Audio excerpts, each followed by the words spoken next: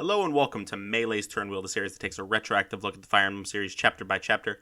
I'm your host, I'm a Melee Kirby, and today we're taking it back to chapters 18, 19, 19X, 19XX, and 20 of Fire Emblem The Blazing Blade. I am really looking forward to this one because we actually got some good maps to talk about in this one. I mean, we had some good maps last time too, but honestly, there are a couple maps in here that are contenders for some of my favorites in the game, like overall. So I'm really looking forward to that. And honestly, in general, we're on an upward trajectory. Or maybe I shouldn't say upward trajectory because I do think that some of the maps in the next episode are kind of not as good. But in general, like, I don't think we're going to have an episode again, at least not for a little while, where there just isn't a good map. Which, you know, that's good to know. We definitely had that kind of going on at the beginning of the game. So I'm glad we finally moved away from that. Okay, now, last time I asked you guys, who is your favorite Dark Mage in Fire Emblem? And I actually got quite a few responses to that. So let me just go pull that up real quick if I can just find it. It's been a really long time since I did the last episode, and actually it hasn't been that long. It's only been, it hasn't even been a month yet. I just have been posting a lot on Twitter recently. Anyway, at Ufel says, Dark Mages always come too late or too mediocre to make me really love them. I guess Lysithea if you want to count her. That's an interesting question about whether Lysithea counts as a Dark Mage. I think it could go either way. I mean, it's like she's supposed to be a mage, and she learns dark spells. You know, I can't remember. But like, does fucking Happy count as a Dark Mage? I guess maybe. I'm not sure. I don't know. I'd say counter if you want to. It doesn't really matter. But yeah, Lysithea. I don't like Lysithea as a character. I've softened on her a lot. But I don't like her as a character very much, just because she's so mean to my favorite boy in the whole world. But we'll get to that much later down the line. But in terms of gameplay, she's a lot of fun. So I can see where you're coming from on that one, Ufel. I cannot read this person's handle. There we go. A Simple Sugar says, Nyx. She's not a great unit, but I appreciate a tragic character. I like Nyx a lot too, honestly. Nyx is a pretty good character. I'm excited to get to her and talk about her eventually, both in gameplay and in story. I think she's like pretty solid in Conquest, unless I'm like completely crazy, but I don't know. Definitely in Revelation, though, she is quite awful. Contender for one of the worst units in the entire series. At Arrowman850 says Peleus, because I also use Meg and Fiona, and I have to say, I think Peleus is easier to use than those guys personally, and also I'm biased because I like Peleus a lot. In fact, I spoilers, I guess, Peleus might be my answer. I have to think about this. I might even have to pull up the list when we get to my turn to answer this, but I like Peleus a lot. At Biozilla says, does Garnef count? His class has been Dark Mage, but it's not consistent. He is not a complex villain, but I appreciate how he instigates 2 whole wars and meddles in the affairs of almost every Arcanine country. Manfroy, but better. Also, and then he posts a picture of the FE1 guy saying, you can't win against Garnef, which is a top-tier meme. I didn't even consider villains, to be honest with you, which is weird, actually, because there's a Dark Mage villain in almost every single game.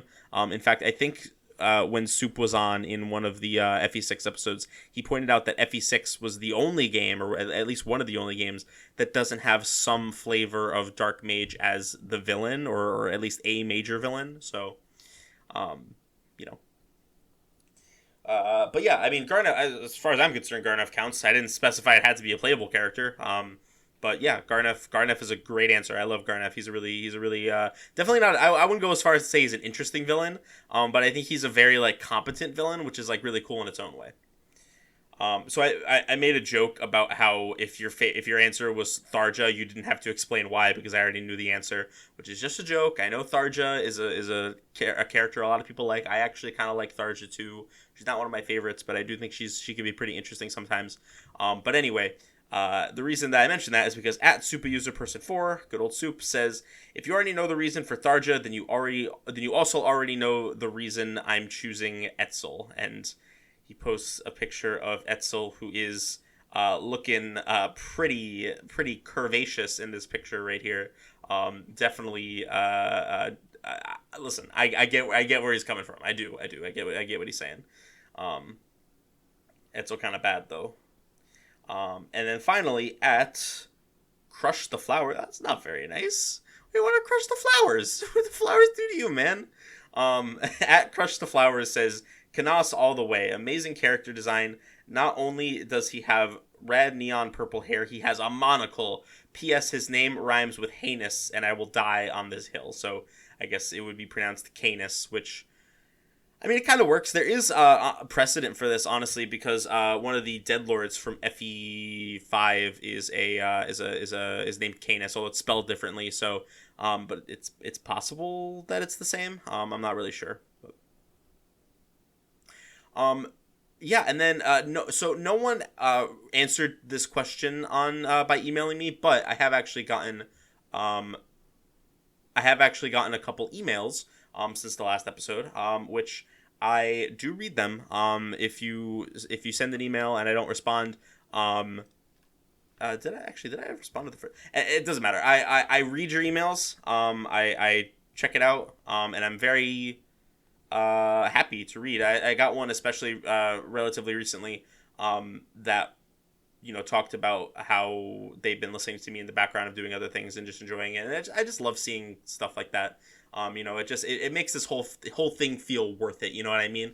Like I enjoy doing this. I enjoy doing it just for myself. Even if there were no people listening, I'd probably keep going. But it definitely makes it feel good to know that there are people who listen to this show and enjoy it and get some level of entertainment out of it. So I'm very happy to read stuff like that. So please, if you're a listener and you don't feel like interacting on Twitter, please feel free to email turnwheelpodcast@gmail.com, and I promise you I will read your email. I might not respond to it right away. In fact, the person who I just referred to, emailed me on April 3rd. So I'm a bit behind on getting back to that one, but I probably will respond to it after I record this episode. Okay, anyway, my turn for this one. So let me see. List of dark mages in Fire Emblem. Alright, let's see what we got here. There's not a really great playable dark... What is this order? Is this... Oh, because shamans are considered different... Oh, God damn it, this sucks. Wait a minute. No, this is terrible. Yeah, these are all like different. Oh my God, this is crazy. Wait, hold on. No, this is terrible. Why is the wiki formatted like this? It's awful. Okay, so I'm on like the Dark Mage wiki page, right? And because like Canas, for example, is not technically called a Dark Mage, he's called a shaman. It's like he's considered a different class, and he's on like, he has like a different page. Peleus is like a different class, I think, too. Dark Druid? No, Dark Druid is Nurgle's class, I think, right? Yeah, I think that's Nurgle's class. Yeah. What is it Dark Sage? I think it's Dark Sage. Yeah, that's Peleus's class. So yeah, no, this is not, I'm not a big fan of this. Let me see if I can find like a more comprehensive list somewhere. All right, Lord, forgive me for what I'm about to do. I'm about to pull up the mecha list. Okay, yeah, this is probably about as good as it's gonna get. I realize I make a lot of references to Christianity. I say like Year of Our Lord. I say Dear Lord. I say Thank God. All that stuff. I'm not actually a very religious person. I would consider myself to be agnostic. Meaning I don't really have much of an opinion one way or the other. I don't necessarily not believe in God, but also it's not really like an important part of my life. I don't really think about it very much. So in case anyone was curious about that, I make a lot of references to, I say a lot of God related things, but I'm not actually a very religious guy. So I'm looking at this list right now. Salem, Ray, Sophia, Nime, Canas, Noel. He has Athos on here for some reason. I guess because he can use dark magic, but I'm not counting Athos as part of this question. Peleus, Darja, Henry, Nyx, Odin, Ophelia, Hubert. It has Lysithea and Happy on here as well. And that's a couple like ROM hack characters. So out of this list, out of the playable characters, There's honestly like a lot of really good options here. Peleus is like, I'm like really considering Peleus. It really depends on how you want to count Odin, right? Because Odin, in case you're not familiar, Odin is can be he is in more than one game because he's also Wayne from Awakening. But in Awakening he's a different class. So like, does he count as a dark mage? Does he only count as a dark mage as Odin? Is it cheating to like consider Owain content as part of Odin's character? I don't know. Anyway, if we're allowed to count Odin, then I would say my favorite is actually probably Odin. I love him. He has probably my favorite personal skill in the entire series in Fates. It's so good. I love his personal skill so much. Yeah, but honestly, a lot of these dark mages are like really cool. I like them a lot. It's got to be one of the best classes in the entire series, just like aesthetically, in terms of the characters that are in it. It's something. I really like dark mage as a class. If I'm allowed to count villains, I really like Leon from FE8. He's got to be one of my favorite villains in the series. So if we're counting him, then it might be him. But if we're just talking about playables, then it's got to be Odin Dark. And if we're not counting Odin Dark, then it's Peleus. So it's a very long-winded answer. But you know, that's the gist of it. Okay, now on to this episode's question. Now, no prizes for guessing why I settled on this one for this episode.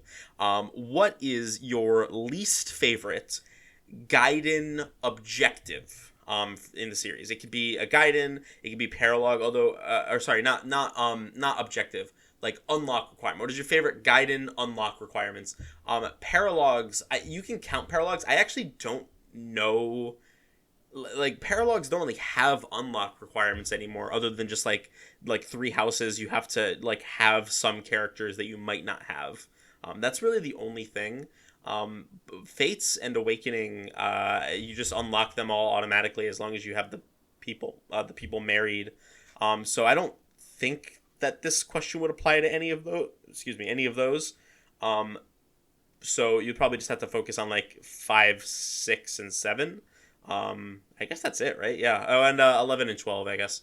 I know a lot of people, that's a good point, actually. I know a lot of people don't like the Gaiden requirements in FE11, which I'm excited to talk about when we get there, because I do think it's absolutely deranged, and not necessarily in a good way, but I actually don't mind it as much as other people do. Anyway, I'm not even going to beat around the bush and make you wait for this one, because the reason I'm asking this, obviously, is because the Gaiden requirement for Chapter 19XX, or Chapter 19X Part 2, as it's sort of officially called, is, I mean, it's like one of the worst things in the entire series. I don't know like who thought of this. I don't know. We'll get into it obviously as we get closer. But just like there are like 3 completely different requirements that are all asinine. And we'll talk about all 3 of them. There might be more actually, but those are like the 3 big ones. We'll talk about those once we actually get into Chapter 19X, I suppose. But yeah, I guess if you want to be creative, give me your second least. I'm assuming most people are going to agree with me that the answer is 19XX, because it's just so obvious. But if you're interested and you want to think of like a different one, you know, maybe like your second least favorite, what is your second least favorite? Because I think some of the Gaiden requirements in 5 and 6 are also a bit silly.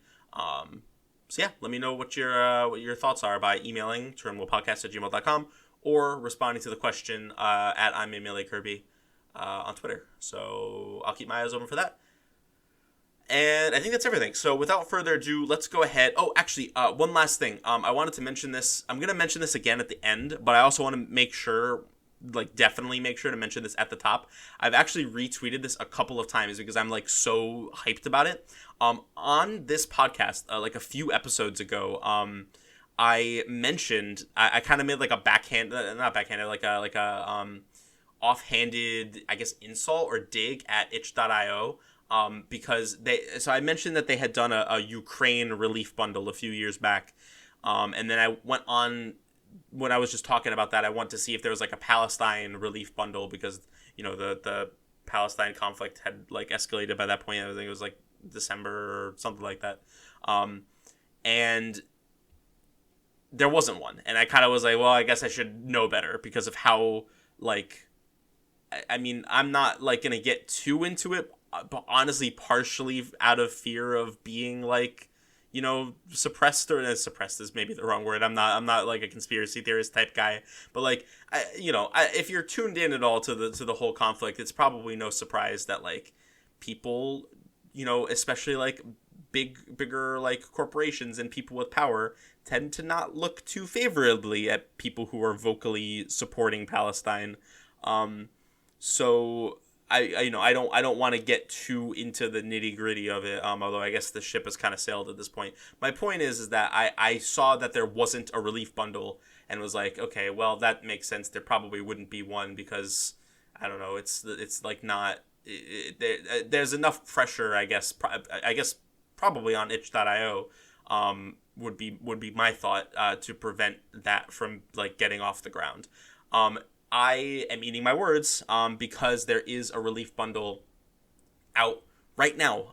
It was announced a few days ago or like last week at some point, and it is out today. It was supposed to come out on Friday, but there was like some kind of delay with the link was giving them trouble. But it is out now. It is up for 2 weeks. I'm recording this on April 15th, 2024. So it'll be up until, what is that, the 29th of April, 2024. So I'm going to try to record this episode and get it out well before that. So in case you didn't see me retweet and you're only listening, make sure you go check that out. It's $8 for a bundle of like over 300 games. I did check. I don't think Celeste is on there this time.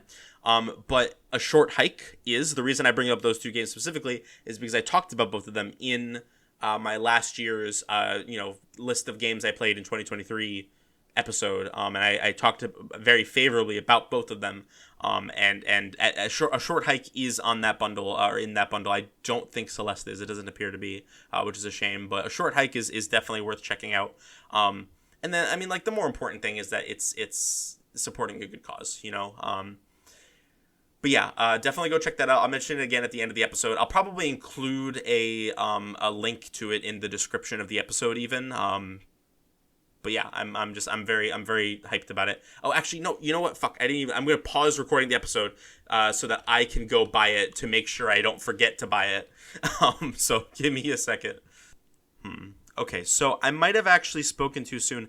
I checked the bundle when it was I checked it at work. I was at work today and I opened it on my phone. I guess let me try that again. But it was definitely up and running when I checked on my phone earlier today. But it's not anymore. It's now saying like 404 not found, whatever. So I'm a bit concerned. I'm not sure what the issue is, but I'll post the link to the Twitter thread in the description of the episode so that you guys can keep an eye on it. And if it goes up at some point, hopefully it goes up soon. It goes back up soon. Then you can check it out and hopefully buy the bundle. I'm going to be purchasing it as soon as I can. I actually considered buying it, like signing in at work and buying it and then just downloading it when I got home. But I was like, no, it's fine. I'll just wait until I get back. Unfortunately, it seems like that was the wrong call. So I don't know. I'll keep you guys posted if I ever find out more. In fact, maybe I should post on Twitter right now while I am thinking about it. All right. Well, anyway, sorry to get all excited over apparently nothing, but I'll keep you guys posted if I hear more about that. Please feel free to keep me posted if you guys hear more about that. And I just realized that the person who emailed me, one of the people who emailed me actually did answer the question. Saying that their favorite Dark Mage is Canas. His supports are both funny and informative. He is solid in battle, while other Dark Mages can be brooding, mysterious, power-hungry, or edgy. He is a funny book guy, and I love him. His understanding that he is headed to a tragic end like his siblings for the sake of knowledge makes an interesting character, though his death by Blizzard does feel ignoble. I did not know that was a word. Let me look that up. Huh. Interesting. I learned a new word today, so thank you. I'm not going to read your name because it seems like it's your full actual name, and I'm not gonna do that to somebody. But Yeah, thank you, Mr. Anonymous email person. Anyway, I'm a little bit all over the place today because I wanted to make sure that I got that Palestine spiel out of the way. So yeah, definitely check back on that whenever you can. Regardless, everything's done. I think I'm good. I think I should be all set now. So let's go ahead and get into our chapters for the episode, starting with chapter 18, which is called Pirate Ship.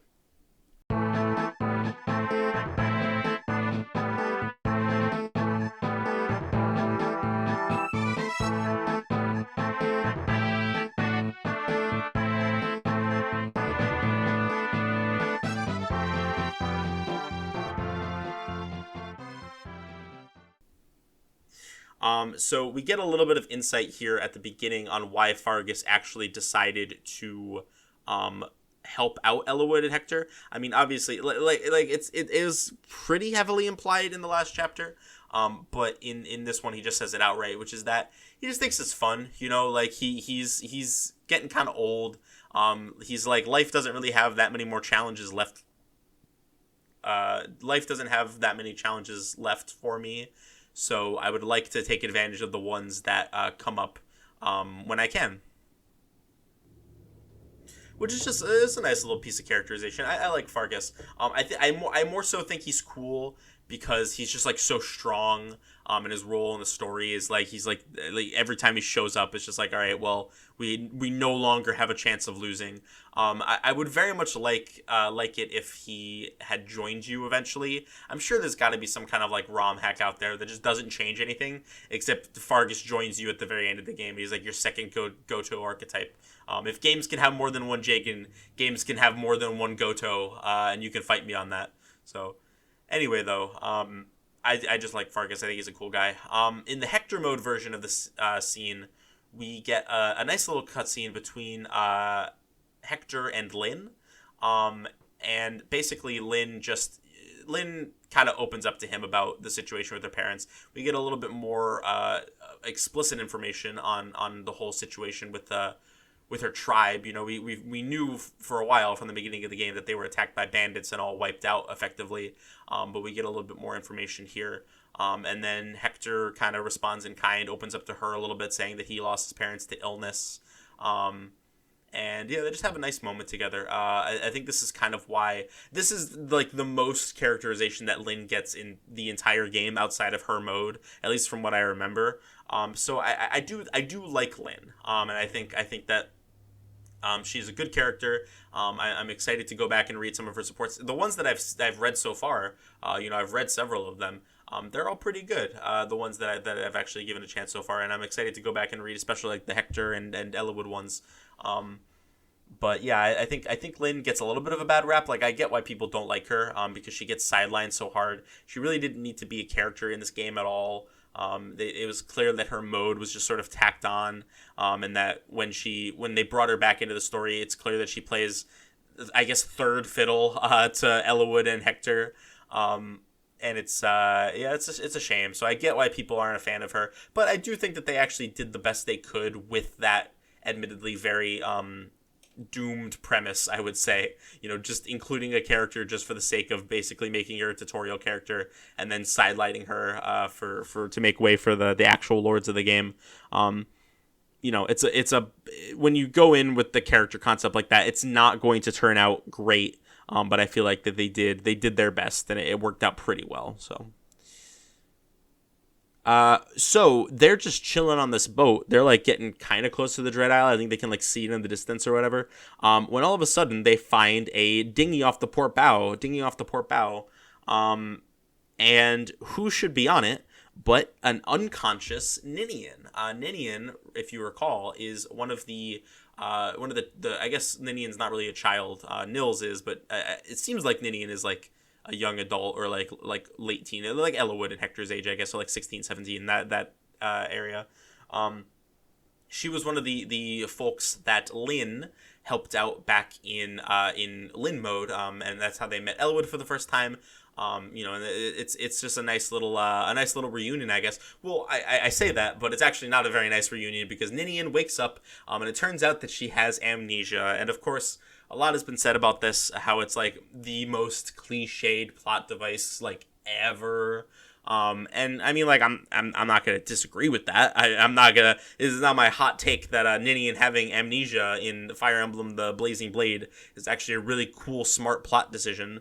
But it's like fine, it's whatever. I don't care that much. I like Ninian. I'm happy to see her here. And they could not introduce her at this point in the story and have it make any amount of sense unless they give her amnesia. So it's like, I'm fine with it. I'll take what I can get for Ninian content. Although she's not, like, in the gameplay at all, which is weird. I don't know why they didn't just, like, put her in the gameplay. Like, I don't know why you can't just play as her here. It doesn't matter, I guess, but... well, I guess there's, like, a story reason why, but it doesn't matter. Okay, well, so anyway, after Ninian wakes up and they kind of, like, talk about it for a little bit, Ninian has amnesia. She doesn't know, like, why she is where she is, I don't know. Does she even remember Nils? I don't think that it gets, like, brought up very much, but she doesn't really seem to be able to remember much about Nils either. They didn't really have much time to reflect on this, though, because they are attacked by the Black Fang. The Black Fang has tracked down Ninian, and they're like, all right, well, let's just kill these guys and get Ninian back. And Fargus is, like, getting ready to, like, help you guys out in the cutscene. He's like, all right, let's go. I'm going to kill these guys. And then, unfortunately, we have a we have a bit of a cop-out moment where he cannot join you because they damaged the ship, I guess, and there's, like, water coming in, and he has to go help out with that. Which is a shame. I would have loved to see him, even if it was just like a green unit, right? Even if they put him off in, like, his own corner of the map where he just got to fight enemies, that would be, I think, preferable to just not having him there at all. That was a like completely secluded area of the map where he, like, jumps to another ship. That'd be badass. Honestly, I'd love to see that. Okay. Yeah, and then that's basically how the map starts. There's a little bit of a cutscene where a guy comes out of the ship. I think it's actually just Dart normally. But if you visited one of the houses in chapter 17X, the one with Anna in it, or I guess it's like the bar or whatever, she mentions that Jake, her boyfriend, is on the pirate crew. And if you visited the house, then the guy who comes out and explains this to you is Jake, and he talks about Anna for a minute. It's cute. But what he says to you is that there is an armory and a shop on the ship, and that you should definitely stock up because otherwise you're not going to have much of an opportunity to do so later, which is good advice. Advice I definitely didn't take as seriously as I should have. I didn't actually end up buying very much on Hector Hard Mode. Both because of money, I'm a little tight on money right now, but more so than that actually is I was actually kind of having a hard time with this map, and I didn't even have, like, the turn or character to spare. That's not true. I probably could have done it as it got closer to the turn limit, which, you know, spoilers, this is a defend map, but especially at the beginning, like, this map is kind of tricky, so I was having a tough time, and I didn't even think about buying shit. I did get a couple things, I think. I don't remember what it was though. But yeah, definitely take this guy's advice if you're playing along at home. Definitely take this guy's advice and stock up on weapons if you can. Granted, you know, you don't want to blow all your money, especially considering we're coming up on some secret shops that are good to visit. So I guess that is one benefit of not buying stuff here, is that you can save more for the secret shop. But, you know, definitely make sure you're well stocked on equipment. I mean, I ended up being fine, so it doesn't really matter. But okay. So this is a defend map. You have to defend for, I want to say it's like 10 turns. Let me see, actually. I have pirate ship pulled up. You have to survive for 11 turns or beat the boss. Now, here's the thing about that boss. Is there's a couple reasons why you actually don't, you might not necessarily want to kill him. It might honestly be easier to just wait it out. It really depends. Like, if you're like preparing and you have like a well-built Marcus, you don't care about his item, for example. So let me back up a little bit. So the two main reasons you don't want to kill Zoldum, who is the boss of this chapter, he triggers the end of the map if he dies. First of all, in both Eliwood and Hector mode, he has a stealable item. In Eliwood mode, it's quite good. It's a speed wing, which is great. On Hector mode, I don't know if I would say this is better or worse. I think it's better in some ways and worse in others. But in Hector mode, he has a guiding ring, which is great because there actually aren't many guiding rings in this game that you can get, especially like before the super late game. There's one in this chapter. There's one in chapter 20. And then the next one isn't until like the desert map, which is a few chapters away. And then after that, it's like a while until you get the opportunity for the next one. So definitely try to get this guiding ring if you can. I actually fucked up. I came really close. I was like, I had my Matthew. I was ready to go. I went to go like on like the last turn that I had available. I went to go steal this guy's guiding ring. But I had forgotten to trade out his item, like an item from his inventory, and he was too likely to die, so I couldn't like trade an item and then also have him steal and then rescue him out of there at the same time. It was unfortunate. I fucked up.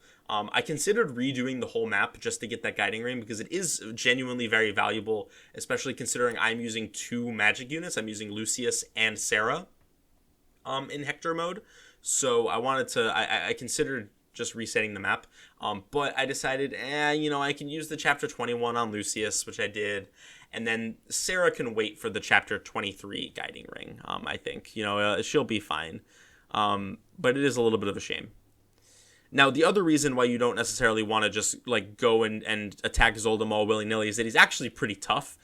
He's not like that fast or that strong even. The main thing that you have to worry about with Zoldom is that he has a Lunatome, which on top of being quite strong, it ignores resistance. So no matter how high your res is, he's always going to be doing like a flat amount of damage to you. And it's quite high. I think it's like equal to his magic stat, which on Hector hard mode is, can I find it actually? Hector hard mode, Zoldom, his magic it can range between 14 and 15. So it is always going to do it's always going to do about, like, pretty much exactly that much damage. I think exactly that much damage.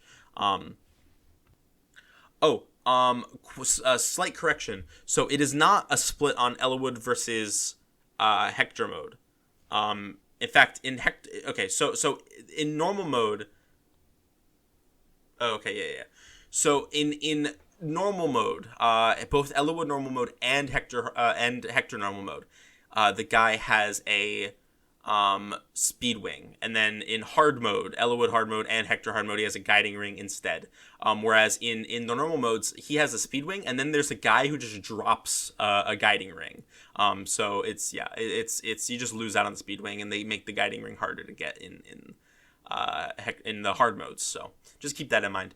But the other thing that you got to be careful about with Luna is that it has like a reasonably high crit chance, which under normal circumstances doesn't actually matter very much because you can just you can just save state. Most people are going to be playing this game, they just save state. But if you're like me and you're not playing with save states, then every time someone fights this guy, it is a chance of death, just straight up.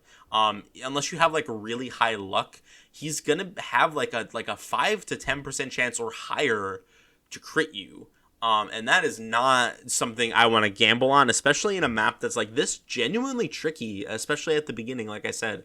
So, killing Zoldom is not as easy as it sounds, especially if you want the guiding ring. You can absolutely do it. I'm not going to pretend it's like super hard. This is definitely one of those maps that I think would benefit from like if you took out the kill boss objective, I think it would be more interesting, because otherwise, as it stands, you can just beeline for him with like Florina or whatever and just kill him. So I don't know. I think actually forcing you to play this as a defend map is more interesting for me personally, because it's honestly kind of a tough defend map. I've danced around it and mentioned it a few times now, but it really does feel like definitely not as intense as say like chapter 14 of FE5, maybe not even chapter 20 of FE5, but in a game where like the defense objective has such a bad reputation as being like piss easy, and it's just like an end turn simulator, I was surprised by how not easy, like it really feels like you're being pushed in from all sides. there's like mercenaries and shamans and archers and a lot of Pegasus Knights. Normally those Pegasus Knights are like not even remotely not even remotely scary. But because you have so little room to maneuver around, and because you're getting overwhelmed on all sides by different enemies, even if you just kill them immediately, one of them being able to come in with a steel lance and just fuck you up, do like a lot of damage in one hit, like that can be pretty scary, and that can definitely ruin your day. One of them at the beginning of the map, there are a couple of Pegasus Knights over to the side, and one of them has a stealable Elysian whip you want to make sure you also get. That's how I promoted Florina. I don't actually know where the next one comes in, and I'm not promoting another one. I don't think I'm using Farina in my. Maybe I will. I don't know. I'm not sure yet. I'm gonna talk a little bit about this later. But Florina has kind of been my MVP in Hector mode, so I kind of want to keep using her, and maybe I will. I don't know. More on that later. So yeah, I had a great time with this map. It encourages you to split your army so that you can go get Zoldum and clear out the guys so that Matthew can go steal from Zoldum. There are mercenaries on the right that you got to take care of. You got to make sure that you're being careful of the Pegasus Knights. And then of course, after a certain number of turns, there is a third ship will come and pull up behind you. And when that happens, and they'll lay the gangplanks over and start boarding your ship from behind. And when that happens, suddenly you have like even more enemies to worry about, and you got to make sure you leave guys behind to take care of them. It's a tough map. It's turn 7. It seems like, although it might actually vary on no, it seems like it's the same regardless of the difficulty. I like this map. I think it's a grand old time. And it's a contender for, like, it's only really debatable whether this is my favorite map in the game so far after this episode because of another map in this episode. Like, I can tell you right now, as much as I like Chapter 17, I do think that's a good map. I think this map clears. It's definitely the most fun I've had in a map in quite a while, since like Chapter 16 of FE6 maybe. Maybe that's a little bit too mean to. I like Chapter 22 of FE6, but like honestly, I really like this map. I think it goes to show why a good defend map is so much fun, right? Like if you feel the pressure and you feel like you're being laid into from all sides, and it actually, it feels like you have to like balance between playing defensively and offensively. I just like defend as an objective, man. And when it's done well, it's done really well. This game has shown so many times, or I guess not so many times so far, but so many times coming up from what I remember. It's shown like how badly you can fuck it up, especially like FE8 too is like notorious for this. But yeah, when it's done well, it's done really, really well, and it's a lot of fun. That's basically all I'm trying to say. Oh, one thing I definitely want to mention here. I forgot about something that a few of you might have been like yelling at me about. I don't know. But Bartray. Bartray is a character who, in Hector mode, if you want to do full recruitment, which I am trying to do full recruitment, you need to train Bartray. He needs to be a level 5 promoted character in order to recruit another character later on. If you can actually get him there, it's like he doesn't actually have to be super well trained, because you can give him an iron rune, and you don't have to, even like the map is actually really short, so even if you just want to like roll the dice on him living that encounter. I'm of course talking about Carla from chapter 27x, 28x, I don't know, something like that. Yeah, you need to train Bartray, because if he's not a level 5 promoted unit, a level 5 warrior, then he just this other unit, she just won't show up. She just won't be there. So I realized frantically in this episode, like at the beginning of like playing the chapters of this episode, I was like, oh fuck, I need to train Bartray. He's like still level 1, unpromoted. I need to get his ass up in levels. Thankfully it's actually not too hard. I caught it in time. where he's able to pretty consistently kill like Pegasus Knights. Because I'm playing with the ×3 effect in this patch, he can kill. It can kill Armor Knights really reliably with the hammer. I think he one-shots them, and even if he doesn't, like, he just needs a little bit of chip. So it's honestly not as bad as you might expect to train up a Bartray at this stage in the game. If I waited too much longer, I'd probably be fucked, because there aren't a lot of arenas in this game. There's one more coming up, and then I think the one after that might not even be until the chapter where you recruit Carla. I don't remember. There might be one in Unfulfilled Heart. It could be. I'm not sure. There's one in There's one. I'm pretty sure there's one in at least the Linus version of Four Fanged Offense. So maybe it's there in Lloyd version as well. I don't know. Point is, training Bartray. I would not want to train Bartray any later in the game than this. He's still not level 10. I think he's like level 8 or something. So I'm gonna give him a few more levels in the arena in chapter 21, and then just promote him and get him a couple more levels after that. So we'll see how that goes. Hopefully, I can recruit Carlo without too much of an issue. But yeah, it's been fun, honestly. I've been enjoying training Bartray. He gets doubled by some of the Pegasus Knights, which is so sad.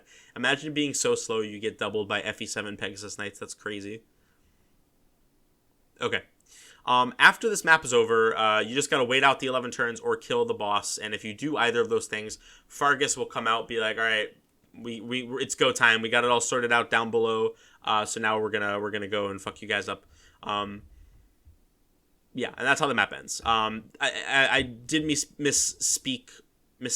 Yeah, I guess that's how it is. I did misspeak earlier. They don't find out until this point that Ninian has amnesia. So, but yeah, she has amnesia, and that's something that they got to deal with. But other than that, things are going relatively well. They have successfully docked at the Dread Isle, and they're getting ready to go. The only thing that comes up at this point is Fargus is like, hey, I got one of my guys who wants to go sightseeing, he says, which is funny. And he sends Dart along with you. We've seen Dart a couple times now. He was in Chapter 17X. Like I said, he's the guy who, if you don't talk to Anna, he is there in place of Jake. But yeah, now is when he officially joins us. If you kill him in Chapter 17X, I did mention this, but if you kill him in Chapter 17X, he will not join you here. So it is possible to just get him completely undone. I suppose we'll talk about Dart at the beginning of next map. But for right now, oh shit, wait. Oh yeah, no, there's just a lot. Okay, so this next chunk of game is where like a lot of stuff happens. So at the end of this map, Dart joins up with you guys, and then it moves on to chapter 19, which is called the Dread Isle. And we get a lot of cutscenes, so I'm going to try to go through this in like a relatively succinct fashion, while also making sure to convey all the important information. So we cut to an enemy POV, where a couple of major players are brought up for the first time. We actually finally get to see Nurgle in all his glory here, as well as Eliwood's dad, Elbert. They are together, and they are talking. It seems that, it doesn't seem that, Elbert and Nurgle, I don't remember which one of them says it, but one of them outright says that Nurgle is trying to bring back dragons, which, if you remember from FE6, probably not a good idea. It didn't go so well the last time. So, that's not true. It went pretty well the last time, to be honest. But a lot of people probably died, and also they don't have the legendary weapons anymore. So it'd be kind of a shit show if the dragons came back. And there's a little bit of a funny translation thing here. I'm not gonna spend too much time on most of these translation errors because they're just so plentiful, and I don't even know all of them. But I'm gonna draw attention to like the particularly funny or interesting ones. So for example, Nurgle says he says something about like killing the guys that were with Eliwood or with Elbert. And he says it generated so much force. And he like the force is in all caps. And it seems like it's based on the fact that like when in Japanese, when there's like a concept that's like a fictional concept or like a made up concept, they have like certain brackets around it. You see this a lot in like the most notable example I can think of is they do this for stand names in certain translations of JoJo's Bizarre Adventure. The stand names will be in these types of brackets. I'm pretty sure it's the same type of bracket, and I guess that got misinterpreted as emphasis. I don't know. It's unclear. What he's trying to say here is quintessence, I believe. So it's that's just funny to me. He's just like, it generated so much force. I don't know. It's a good time. We see Limstella here. Nurgle calls a couple of his morphs. He calls Ephidel.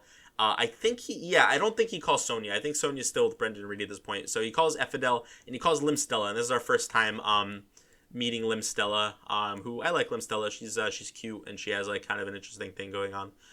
She's not like that interesting, to be honest, but I still like her. And he like goes, I think he like goes and tells them to like set more stuff in motion. I actually don't even remember what he tells them. It's not that important. It's probably extremely important, but don't worry about it.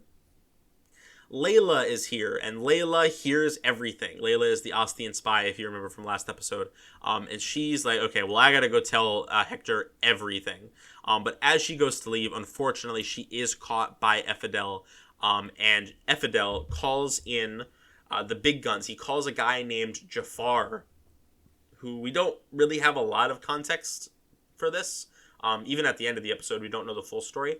But we do eventually find out that Jafar is one of the highest ranking and like strongest members of the entire Black Fang. And Ephidel says, kill this person. And I mean, he does it. Jafar procs lethality on Layla, which we'll talk about another time, lethality. And he kills her, which is...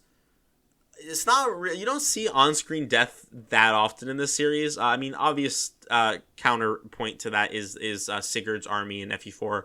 But if you think about it, like outside of that, how often does it really happen?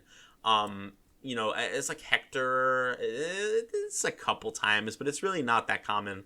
Especially like with the lack of ceremony. She just says, I think she says like Matthew, I'm sorry, or something like that, and then she's just fucking dead. As opposed to like the Hector cutscene in 6 is like this big grand like moment. I don't know. It's a nice moment. I like it a lot, and I mean it just keeps getting. If I'm already talking it up here, it gets even better. Trust me. He, that being Ephidel, tells Jafar to go leave the corpse in the woods for Eliwood and Hector and co. to find. We do cut to their POV. They do find the corpse. And they have like a big emotional moment about that. If your Matthew is alive, he has a moment here where he like reflects on this. I think Hector talks to him a little bit.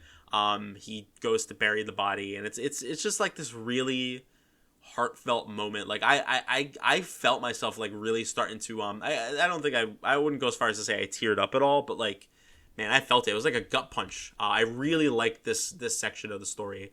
This is like the best it gets probably for a while. Probably for the whole game, to be honest. But at least in this episode, it is definitely the best. But honestly, the next few maps as well are still pretty good in terms of writing and story. So I'm excited to get to those as well. After Matthew returns to the group and they decide to move on, they are approached by another Black Fang member named Uhai. And Uhai is a Sakaean nomad trooper who grabs Lynn and says like, I'll kill her if you don't give me Ninian. And they say, no, we'll fight you. And he's like, all right, well, we're worth a shot. And then he puts Lynn down and they're like, why did you do that? He's like, taking a woman hostage is dishonorable. But I guess only if if you're not actually going to do it, then it's fine, apparently. I don't know. I don't know if his logic really adds up on that one, but he decides that he's going to let Lynn go. Maybe he just had second thoughts. I don't know. They fight. So a couple things about this map. First of all, it's a Fog of War map, and that's not great. Don't love that. In fact, this has got to be one of the worst Fog of War maps we've seen in a while. Because like for the first time, the enemies are like actually threatening. But not like they also don't give you a lot of options to deal with them. Like in 13X, I gave 13X some credit, because there's like choke points, and like the Fog of War kind of incentivized you to play defensively, and it was a defend map, so it lends itself well to that. But also there are times where you're gonna want to branch out, and the Fog of War makes that even more of a risk than it otherwise would be. Not in a way that I particularly consider fair or engaging, but it is there. Like the mechanics work together better than you might expect them to. Kind of in the same way that Soup explained his thoughts on Arcadia, where the Fog of War and the Desert actually worked together in a way that you wouldn't think they would. That's kind of how I feel about 13X, right? Like the defend mechanic and the Fog of War mechanic work together in an interesting way, to make that map a little bit more enjoyable for me. It doesn't really work here though, because there's not really choke points. First of all, it's not a defend map. There's barely any choke points. There's a couple, but not really. Especially like as you get into like the latter half of the map, that basically just goes away. And possibly more than any of that, there are Pegasi that can just fly in from the fog and fucking kill you. Which is like, that's just always the worst thing about Fog of War, right? Like an enemy that you didn't know was there. And even if you are seemingly taking precautions, they can just come in from out of nowhere, bypass your defenses, and just fucking kill you. So, get fucked, I guess. Not a big fan of defend maps, or maybe that too. But not a big fan of Fog of War maps, particularly in this game. That's not true. Fog of War and FE5 was definitely worse, but my point is that this isn't a very good map. This is actually probably one of my least favorite maps that we played up to this point. Not fun at all. I don't like it. I'll talk a little bit more about how the actual map plays out once we get through the augury, because this is the first time in a while that we're bringing up the augury. It's the first time that Hannah actually has anything interesting to say. She basically complains that you're taking her to the Dread Isle.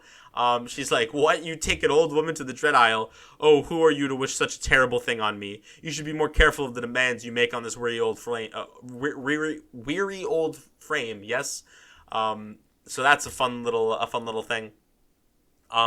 But what I really like about this, and it's not like meaningful in any way, like it doesn't actually make a practical difference.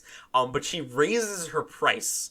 She's now asking you for 80 gold for an augury, which is hysterical to me. Like she's like, "Oh, you're bringing me to this place? Fine. Well, you better be ready to pay more then."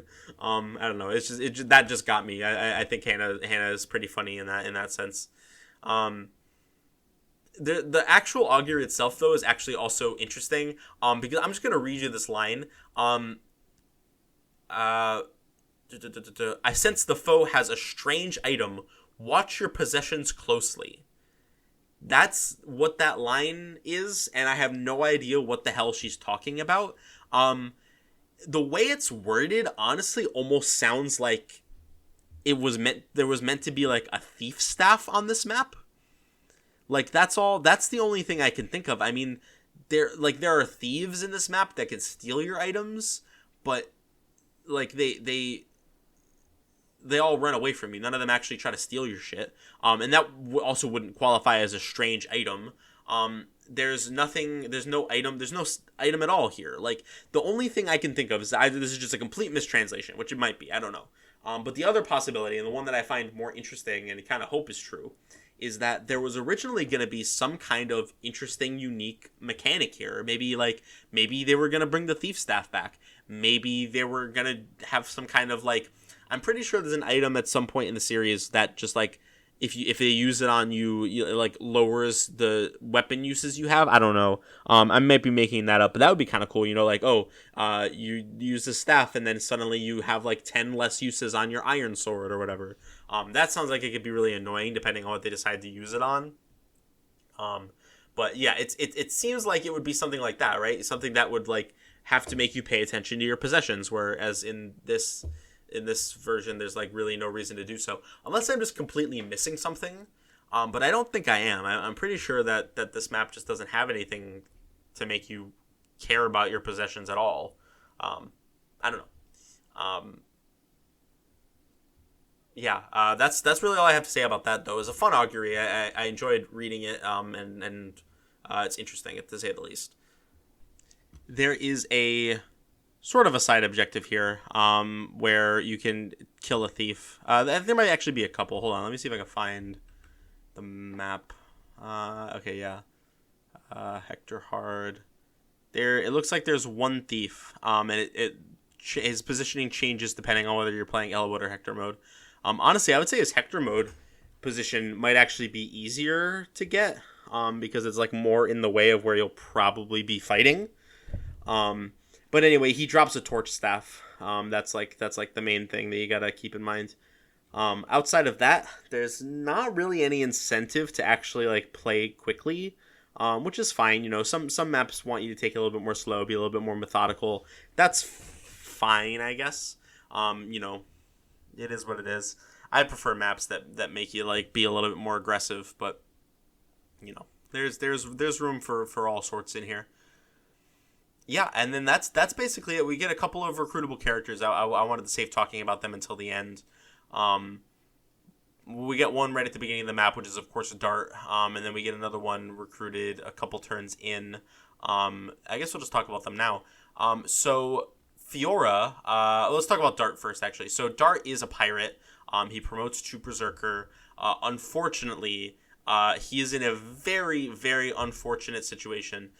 So first of all, he's not really that good. I actually don't think he's that bad. He seems a lot worse at first than he actually is. I'm pretty sure his base speed is like 8. Yeah, his base speed is 8, which is not that bad. The problem is that he joins holding a steel axe and also a hand axe, but he doesn't have an iron axe. Now, the reason that that's a problem is because his con is only 10. So he's going to get weighed down by 5 by that steel axe. And effectively only have 3 attack speed. So he's going to get doubled by a lot if you're having him use that steel axe. He's not very bulky to make up for it. So what you really got to do is you got to get him an iron axe as quickly as possible, if you actually want to use him, of course. But even if you're just keeping him around for this chapter, it might be worth trading one over to him, because otherwise he can catch a few stray arrows or a few stray Pegasus Knights, and he can just die. Like, it's not actually even that hard for him to die on this map, if you're not being careful with him. And he is a force deploy. So, you know, he's going to be around no matter what. Now, let's say that you give him the Iron Axe, right? He's not actually even that terrible if you do that. I mean, he's not great, but he's not terrible. He's got to be one of the better, I think by far, except for, I guess, Hector, if you count him, he is the best unpromoted axe unit. Now, the problem with that is that in order to promote him, he needs a special promotion item. And it is called an Ocean Seal. There is no other type of unit in the game that uses an Ocean Seal. In FE8, it actually got changed to be a Ocean Seal got changed to also promote thieves. And if you remember, in FE6, pirates actually promoted with a hero crest. So they were in this weird transitionary period where pirates promoted with Ocean Seals, but thieves did not yet. Thieves instead need an item called a fell contract, which we don't get until very late. Now, the Ocean Seal, there's only one that you naturally get over the entire game. And so here's the problem, is that because you only get one, because it's only usable for one unit, I guess they decided that it would make sense to give it like a significantly higher value. And when I say significantly higher, I mean really, really high. So Ocean Seals in FE7 are, let me just double check.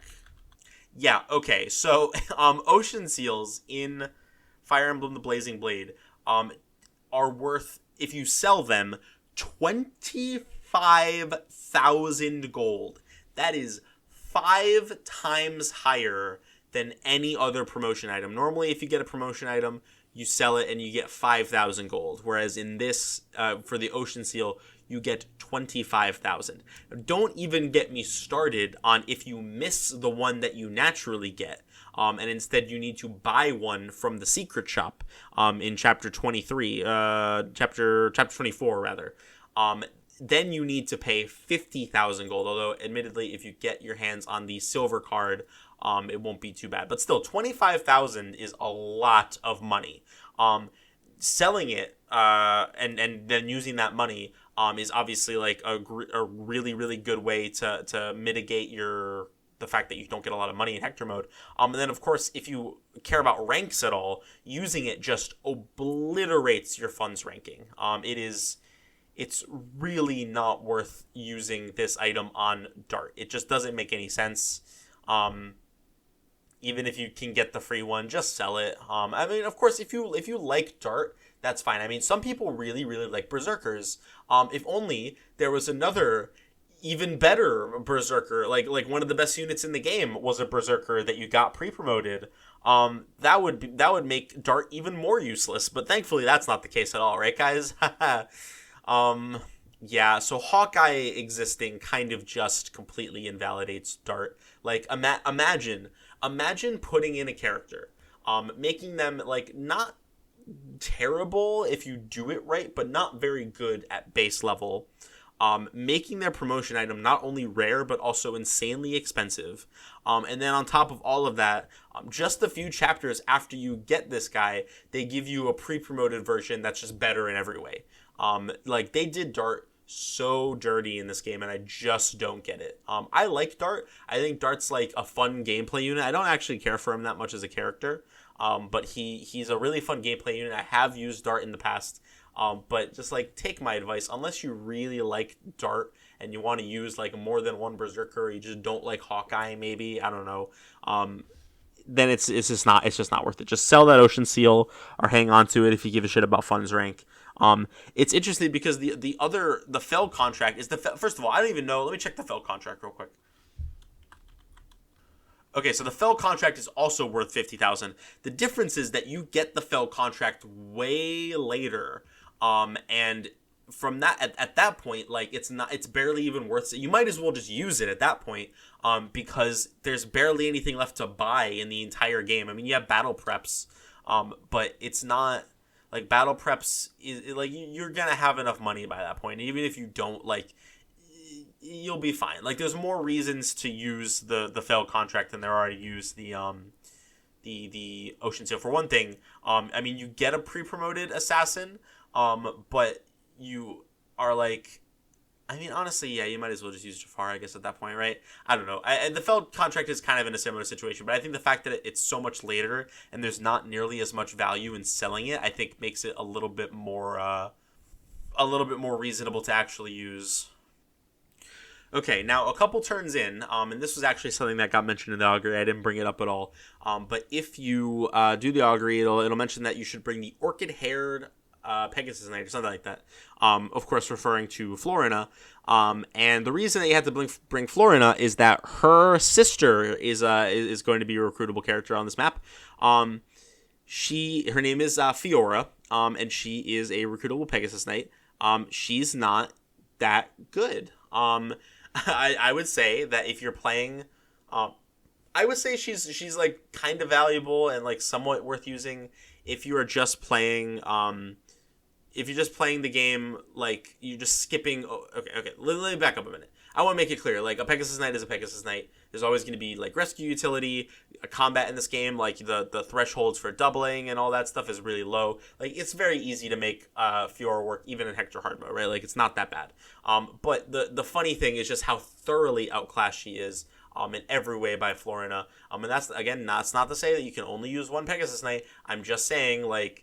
if you it might not be worth it, basically, if you already have Florina doing the things that you want to Pegasus Knight for. A second one can be good, it can be really useful, but not everybody's gonna want to go in for that. I'm personally definitely not going to be using Fiora at all. I might use Farina, just because I want to use all the anima affinity characters if I can, but I'm definitely not using Fiora. With that said, Fiora is, like, still pretty good. You know, like I said, her stats aren't, like, excellent, but they're not bad. She kind of has the dart thing going on where you really need to just get her a better weapon that doesn't weigh her down because her con is really bad. You can get her, like, an Iron Lance, or even, like, a Slim Lance. She joins with an Axe Reaver, which is nice, because there are Axe enemies, various places, especially in Chapter 20. Kind of has, like, she has... Tate energy from FE6. The difference is that Tate couldn't use the Axe Reaver at base, which sucked because you were in the middle of Axe Land. Whereas this isn't axe land. There are some axe using enemies, but there aren't. I wouldn't say there are that many. But the fact that you can use the axe reaver is still very helpful and would have helped out Tate immensely as well. So, yeah, that's all I really had to say about Fiora. I mean, I realized that I was probably a bit more negative on her than I should have been. All this is to say that, like, she's a good unit. She's a very good unit. I don't personally think I would consider her one of the best in the game, but of course, if you're playing like efficiently minded or anything like that, she's going to be up there for most people. And especially if you skipped Lin mode, this is kind of a point I tried to make earlier, but then I had to backpedal. If you skipped Lin mode and you don't have a trained Florina, it can be very hard to use Florina in Hector hard mode. And Fiora kind of mitigates that a little bit. She's a little bit easier to use than an untrained Florina in Hector hard mode. So keep that in mind. You might get mileage. You probably will get a lot of mileage out of her if you decide to use her. She's just not really like my preferred Pegasus Knight. I always go for a good old Florina. And then sometimes if I'm feeling quirky, I might use Farina. But Fiora is probably the one I go for the least, to be honest. She's quite good though. Don't let my naysaying fool you. She's still a Pegasus Knight, and that is worth a lot in this game. In every game, but especially this game. Oh, and then the reason for her being here is that I guess she was part of a mercenary company that was hired to assist Elbert. The problem is that all of them died. And she is the only one left. And she was actually like when she joins up with you guys, she was planning on like doing a suicide run and just like basically taking down as many of the Black Fang as she could before they eventually got her, which is pretty cool. I actually like Fiora a fair bit. I've already talked about a few of her supports. I mean, I still feel like her Kent support is maybe still the best support I've read in the game. So far, which is, I guess not that impressive. I haven't read that many characters, but yeah, I like Fiora's character. She's pretty fun. I enjoy her supports quite a bit. So you carve your way through the forest. This is a heavily packed with forest kind of map. So it's really hard to maneuver around in. The fog of war certainly doesn't help. It's kind of a slog. I did mention this already, but I don't like this map very much. That said, though, you get to the end and it gets worse. It gets even worse because you can get jump scared by Uhai, who is standing in the fog. And if you put a guy in the wrong place without realizing he's there, he is like his stats are really, really high. He's got to be one of the strongest bosses we've seen up to this point. And he's standing on a forest. Now, the nice thing about that is it's relatively easy to bait his attacks out. He can go for like a longbow. Longbow doesn't do that much damage. So then you can come at him with like, you're faster. I don't think on Hector hard mode, like you're very unlikely to have someone that will actually double him. Maybe like a really well trained and also like speed blessed Florina can do it. In fact, actually, I think she was doubling with like she might have been doubling with the Slim Lance. I don't know, but she, it's very hard to get anybody to double, double Uhai essentially, especially on Hector hard mode.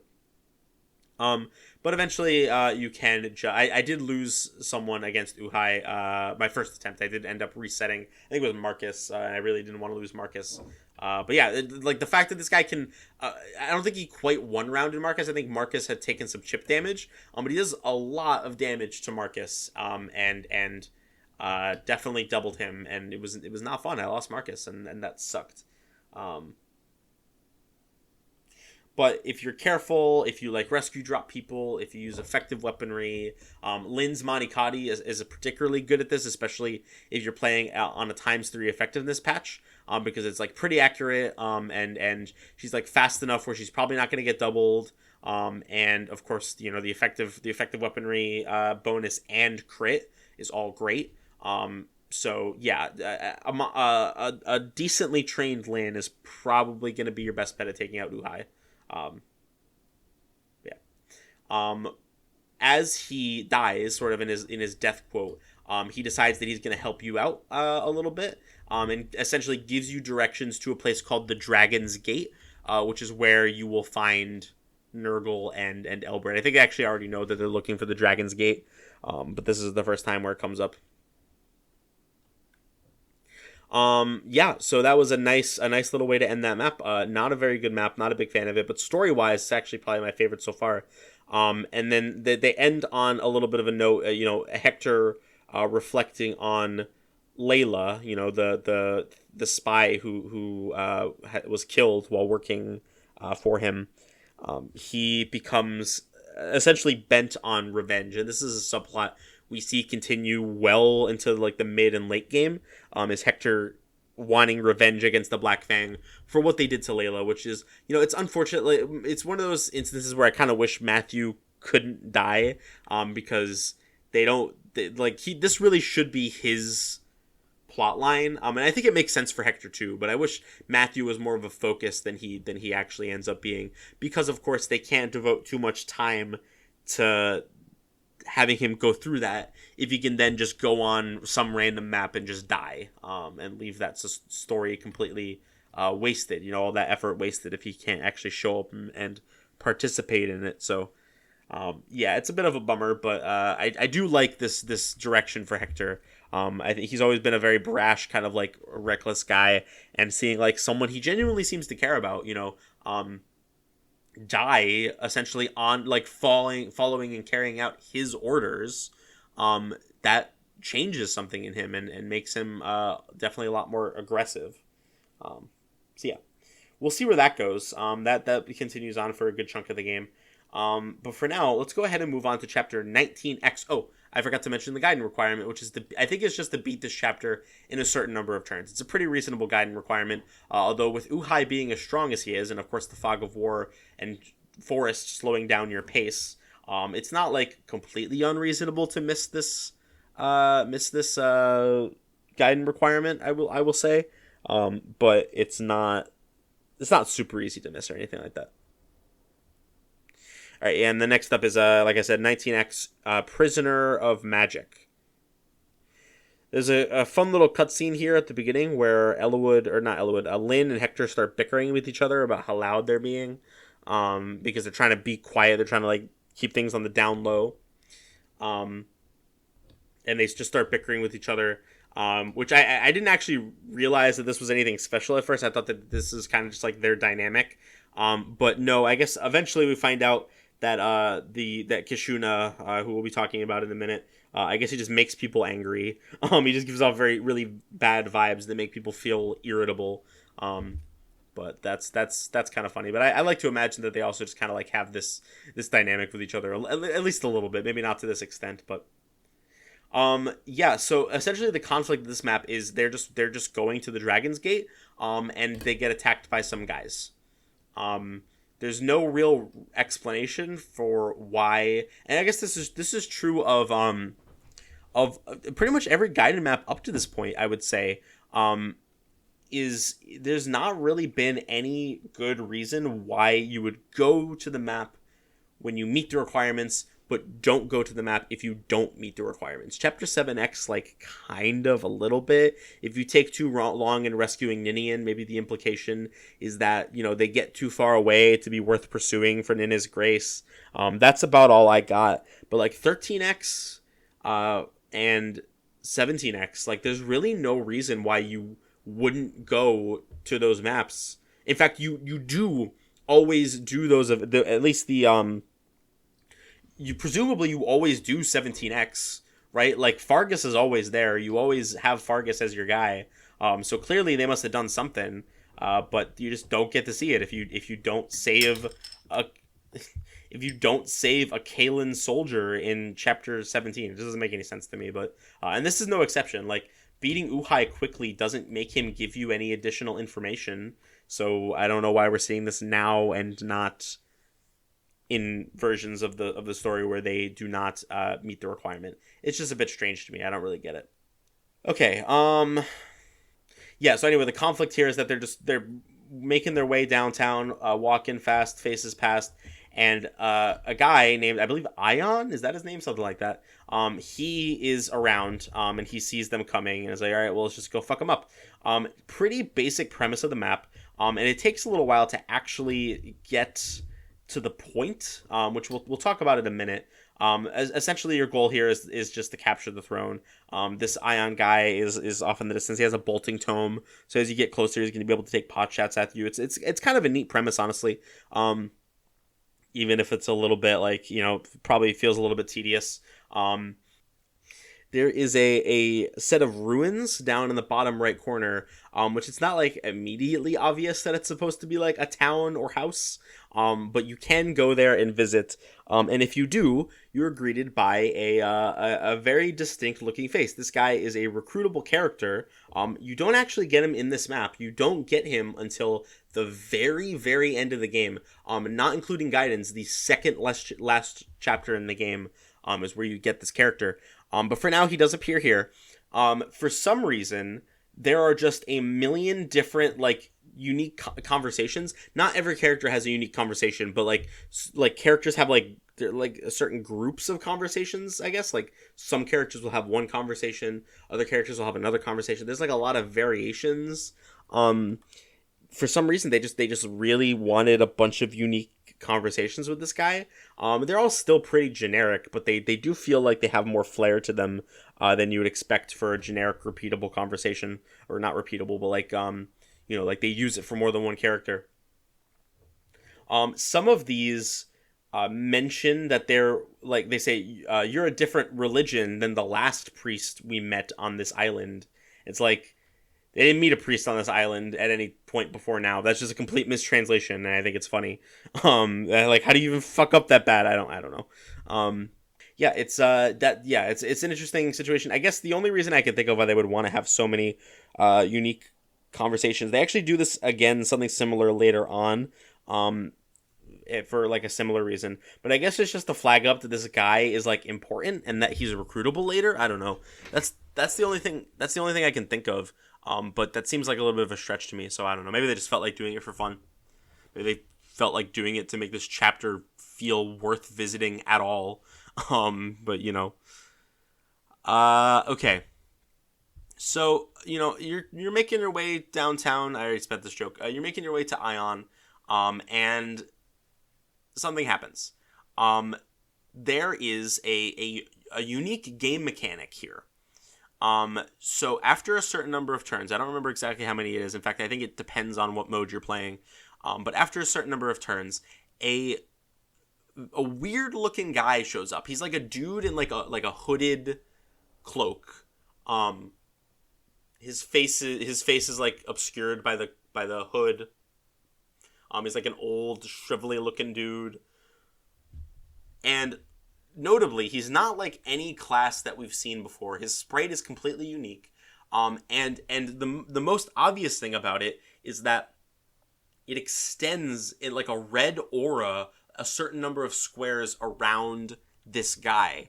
And when he shows up, everybody kind of like takes note and is like, oh shit, what's going on? What's going on here?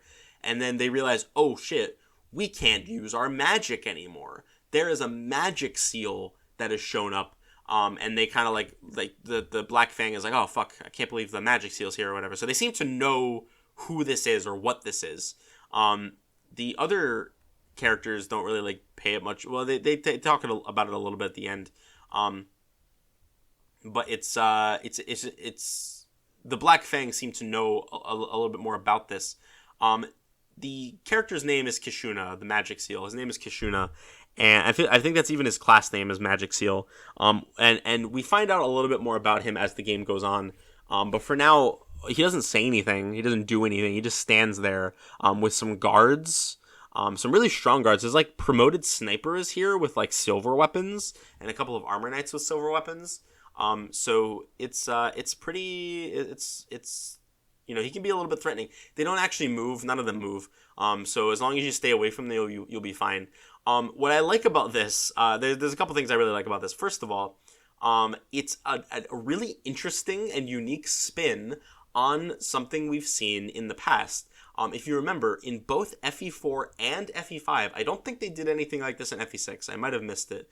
But in both Yggdrasil games, there was a gag where one of the bosses had a long-range tome. In the case of both games, it was actually, I believe, a Fenrir tome. It was a long-range dark tome. and there was a part where they were like, oh shit, I don't know where it is, I lost it, or I don't have access to it right now for some reason.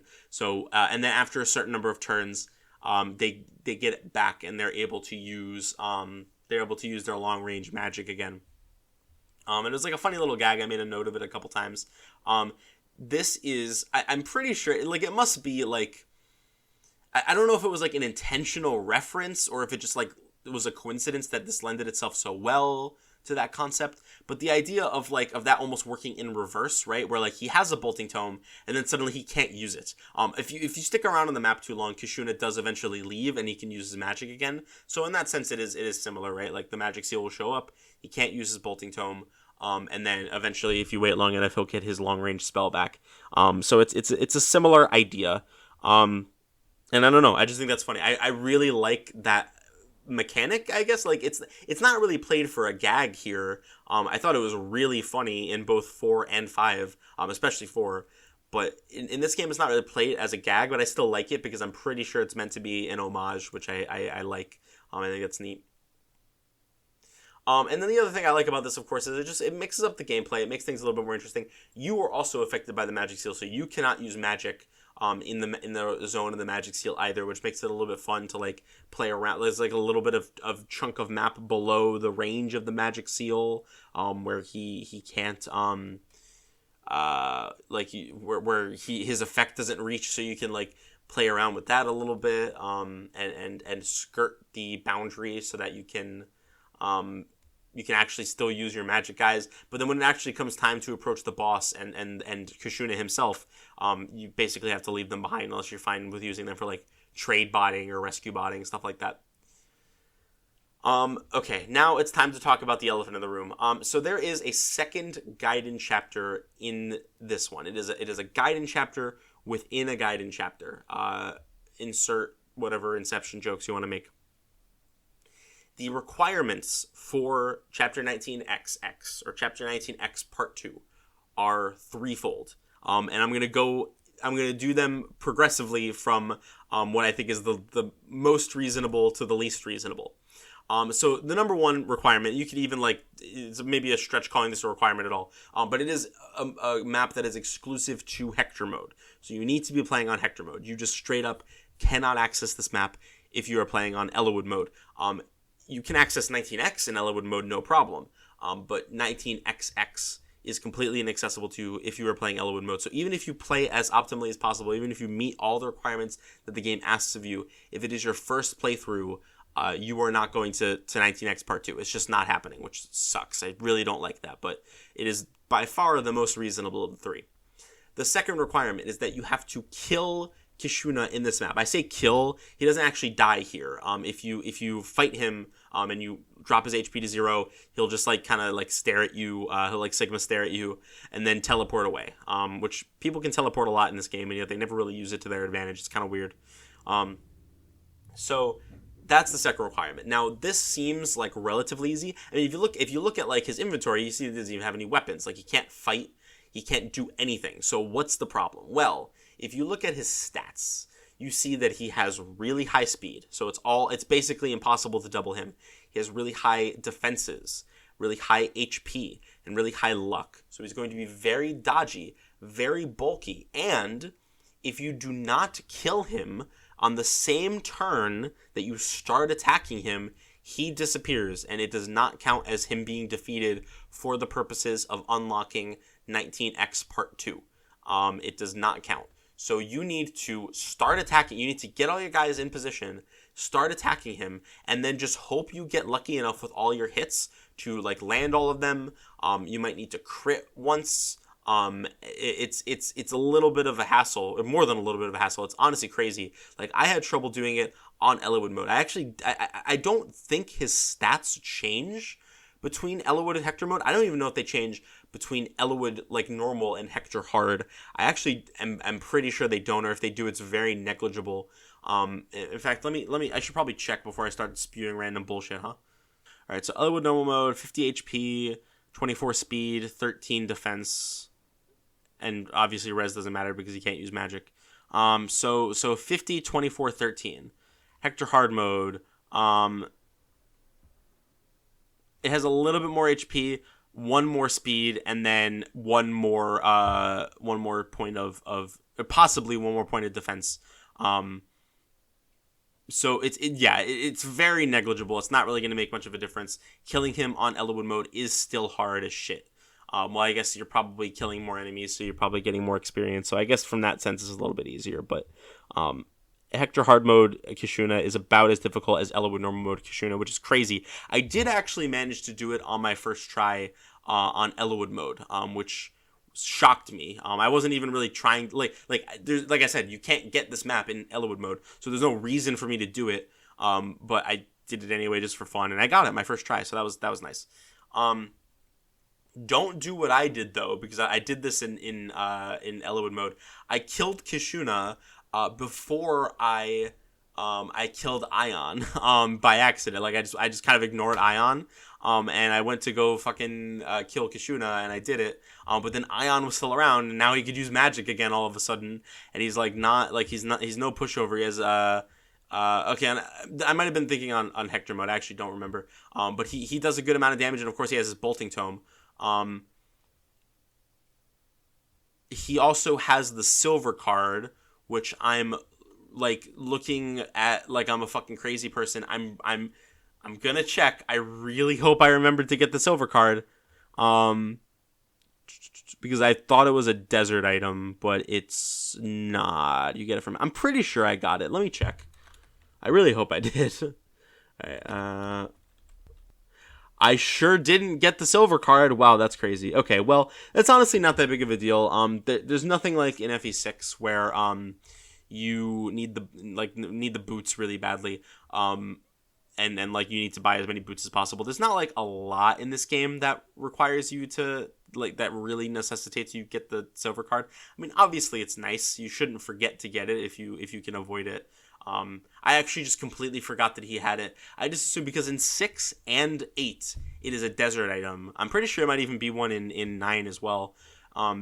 So it's almost always a desert item, but it's just not in this game. The member card has also gotten really weirdly. We'll talk about that later as well. But yes, get the silver card. That's important. Steal it off of Ion. Because he doesn't drop it. You have to steal it, which is really annoying. Is it like... Wait, hold on. Is it only in hard modes? Wait, hold on. I'm confused now. Because it doesn't show up in his inventory in the normal modes. The Blazing Blade. Blazing Blade stolen from... Huh. It looks like it's just not... Huh. That's really... weird. Anyway, sorry, I'm getting caught up on the wiki. Yeah, so it's just not in normal mode at all. That's interesting. The way and this is funny. After receiving data from the Mario Kart Double Dash bonus disc, transfer it into a save file through the transfer data menu. So you could do that too, I guess, and then potentially get 2. Although I don't know if they stack. Because you can presumably get one the normal way as well. They probably don't stack. I would assume they probably don't stack. But anyway, I missed the silver card. That's a little bit of a bummer, but it is what it is. Not a big deal. I did remember to get the member card. Don't worry. Don't you worry your pretty little heads about that, guys. I did get the member card. Because the member card is actually really useful. There's some really good secret shops in this game, especially... honestly, the ones in chapter 20 are pretty good, but we'll get to those later. But yeah, okay, so anyway, Kishuna, really hard, pain in the ass to beat. In Hector mode, the Hector hard mode file, it took me, I believe it was 5 attempts, or 6 attempts. I think it was 5. Couple things really worth noting. My hit rates on him were not as bad as I expected them to be, first of all. It did take me a while. Eventually what got him, was I had my Florina, and honestly, I was not even expecting to be using either of these guys in the long term in Hector hard mode, but I had my Lyn and Florina support at C. It wasn't even B yet, it was C, and they get not only a attack bonus, I think maybe even a hit bonus, but definitely, and this is what made a big difference, a crit bonus. And on top of that, this is another mechanic that I haven't had a chance to talk about yet because it just hasn't come up at all. In FE7, I mentioned in FE6, and maybe even in this game at some point, that you can only get an S rank in one weapon type. If your class can use more than one weapon type, you can only get one of them to S. The other one caps at A. However, to make up for that, to like sort of balance that and make it a little bit more reasonable, whatever weapon type you get S rank in, you get a crit bonus while using that weapon type. In FE, it wasn't in FE6. This only exists in FE7. Probably also 8. It definitely exists in Shadow Dragon. I think there's a couple games that give you bonuses depending on your weapon rank, essentially. But for the purposes of this game, you just get a crit bonus, maybe even a hit bonus. I don't know, but definitely the crit bonus. So between the crit bonus from the Lin support and the crit bonus from Florina having S rank lances because I had promoted her at this point, she had 18% chance to crit, I think it was, or yeah, it was around there. And she crit on my 5th attempt. The first time I attacked Kishuna was with Florina, and she crit with her Silver Lance and killed him in one shot, just barely. But she did do it, and that was pretty cool. Yeah, so a couple of mechanics came together for that one. Florina has been such an MVP. She's been so strength blessed. I do have I'm using Florina in both playthroughs right now because I was planning on using her in the Eliwood mode playthrough, but the Hector mode playthrough has been going strong with her as well. The Hector mode playthrough is interesting though because she's really strength blessed. Well, she's like a couple points strength blessed, but that's still pretty good. But she's also like kind of speed screwed. If anything, she has like a couple points below what she should be at in speed, which on the one hand isn't that big of a deal because she's going to double most things anyway, but the big speedy boys that you would expect Pegasi to be able to double, she is not able to with her stats the way they are now, which is unfortunate. It's never really going to be like a big practical difference, especially eventually I'm going to get a lot of her levels as a promoted unit, and suddenly she'll be leveling up speed left and right probably. But just figured I'd mention it. I'm having a lot of fun using Florina. She's like my MVP in Hector mode right now. And I just love Pegasus Knights so much, man. They're just such a fun class. I love them. Okay. Is that everything for chapter 19? Oh, no, it sure isn't, because I didn't get to the third and by far most bullshit requirement for unlocking 19X Part 2. And that is, in Lin mode, you had to have trained Nils to level 7. That is absolutely ridiculous. If you are playing Lin mode and you are using Nils, first of all, you need to understand how useful Nils is, which a lot of inexperienced players don't realize how valuable Nils is. But even if you use Nils like a lot, even if you're using Nils constantly, you are most likely not even getting close to level 7 on Nils. You would have to have him dance 70 times, I believe, right? Because he needs 700 experience, he gets 10 experience, or no, I guess it'd be 60 times, because he starts at level 1. So you need 600 experience, and then you get about 10 experience per dance. So that's about 600, about 60 dances. And you're lucky if you use Nils, like how many maps are left? So you get Nils in chapter 7, so 7x, 8, 9, 10, 5 maps. So you need to have him dance an average of 12 times per map, which is like so fucking unreasonable. Like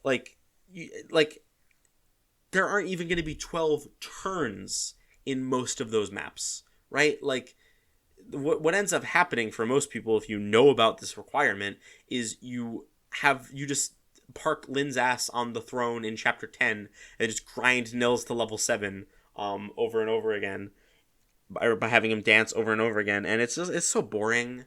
And then of course that's the good news, or the good possibility, if you already know about the Gaiden requirement. If you don't, there's just no way you're getting this. Not only do you have to have played Lin mode, you have to have used Nils an ungodly number of times, and this is all also assuming that you're on your second playthrough and playing through Hector mode, and you can also kill Kashuna. None of this is explained to you. None of this makes any sense. There's no like connection between why Nils would need to be level 7 or why you would need to beat Kashuna in order to, or be in Hector mode for that matter, to get this map. It just doesn't make any sense. Nils doesn't even show up. Like I don't know. Like the only like loose connection you can make is that in a very big way, in a very real way, Chapter 19X Part 2 is about Ninian and Nils. So like I don't know, like, make it some other arbitrary Nils requirement, like something more reasonable. Maybe if Nils didn't die in Lin mode, maybe that's the requirement to get this map. I don't know. You can make it something Nils related if you really want to, but like, it's so pointless. Like, I just don't get it at all. It doesn't make any sense to me, and I hate it. And it's the worst guidance requirement in the entire series. So don't choose this one for when I post the question because it's too obvious. Pick a different one. Pick your second least favorite. I don't care. But man, fuck the guidance requirements for Chapter 19XX. It's awful. Absolutely awful. Chapter 19X is like a fine map otherwise. I actually think it's kind of fun. I like killing Kashuna. I think if it wasn't like, if I wasn't doing a full, if I wasn't playing in the specific way, right, where if I was not insisting on getting every single map and also not insisting on playing without save states, I think Kashuna can actually be a lot of fun. He's like a fun little puzzle to kill. So it's I don't think it's a bad map, but it's not a great map. But it's better than 19. I can say that much. Yeah, I mean once you kill Ion and Kashuna and capture the throne, this is where they talk a little bit about that eerie power that Kashuna has to make people irritable, which is why Lin and Hector were bickering with each other. And yeah, that's pretty much where the map ends. They're like, oh wow, the magic seal sure is mysterious. But that's about all. That's about as far as they get. It's not really anything more complicated than that. So yeah, without any other complaining, no other complaints for me for right now at least, we can go ahead and move on to chapter 19X Part 2, which is called A Glimpse in Time. So this is a very interesting chapter. It has a lot of genuinely very important story content. So much so, in fact, that I would argue that this should not have been exclusive to Hector mode. I know that's not exactly a hot take. You know, I don't think most people are like, yeah, I'm so glad that this was exclusive to Hector mode. But it absolutely should have still been available in Eliwood mode. I think it still could have been a Gaiden. I think it makes sense to gate, you know, like especially like it's kind of like bonus content, I guess. Like it does go a long way to explaining the motivation of the main villain of the game, which it's hard to describe that as being bonus content. But at the same time, it's like, I'm fine with certain aspects of a story being locked behind, like, doing well or finding secrets and things like that. To me, just playing the game a second time doesn't count as a secret, you know? Like, it should be based on you know, like, gameplay requirements, you know, things like that, things you might not otherwise get. I think that would be fine. And I think even if they made it, like, if they pushed it back a little bit further in the game, maybe the second time you come to the Dread Isle, which is, like, right near the end of the game, I think that could have been a good place for it, especially since you're about to fight Nurgle at that point. So it would make sense to sort of, like, have a moment where we reflect on his motivations right before the final showdown. I mean, you know, no use crying over spilled milk. They did put it at this point in the game, and they did make it exclusive to Hector mode. Nothing will change that. So we kind of just have to accept that as it is. But I think it would have been nice, is my point. Because there's a lot of really good, important story stuff here. Sorry, I've closed my notes. Yeah, okay, so the conflict of this map is that, well, it starts off because Ninian goes missing. Well, she's not missing exactly. They wake up in the middle of the night. They realize that she's not there. And then they see her, like, kind of making her way through the trees. And so they're like, okay, let's go after her. It turns out that she was headed to an old, like a set of old ruins in the middle of the forest. And as she approaches, we have like a little bit of a flashback scene where Ninian and Nils are speaking with some guy. We don't, at this point, know who that is, although eventually we do find out that it was Nurgle. We get a nice little CG here, actually, that I quite like, of him sort of like, talking to the two kids. And he says that he is going to go to, he says he has to go to Einir, which is kind of a weird translation today. It's not like a big mistranslation, not like a super blatant one, but it the way it's phrased sounds kind of weird. I didn't realize that Einir was meant to be a person, or I guess like a character. Einir is the name of Ninian and Nils' mother, and he immediately follows that up by saying, like, I need to go to your mom or something like that. So the point gets across, but it is just worded a little bit confusingly. With that being said, so that's the idea. He's leaving them here and saying, if I'm not back in however long, go to the other side yourself.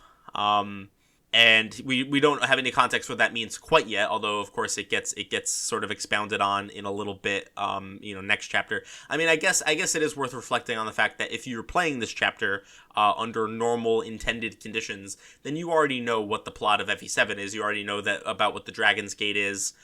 So this would not come as a surprise to you to find out that he's talking about the Dragon's Gate here. It seems like I think eventually we find out that the dragons fled through the Dragon's Gate to escape the Scouring. I don't think that's something we find out this episode. I think that's established later on in the game. But taken in that context, this scene makes a lot of sense.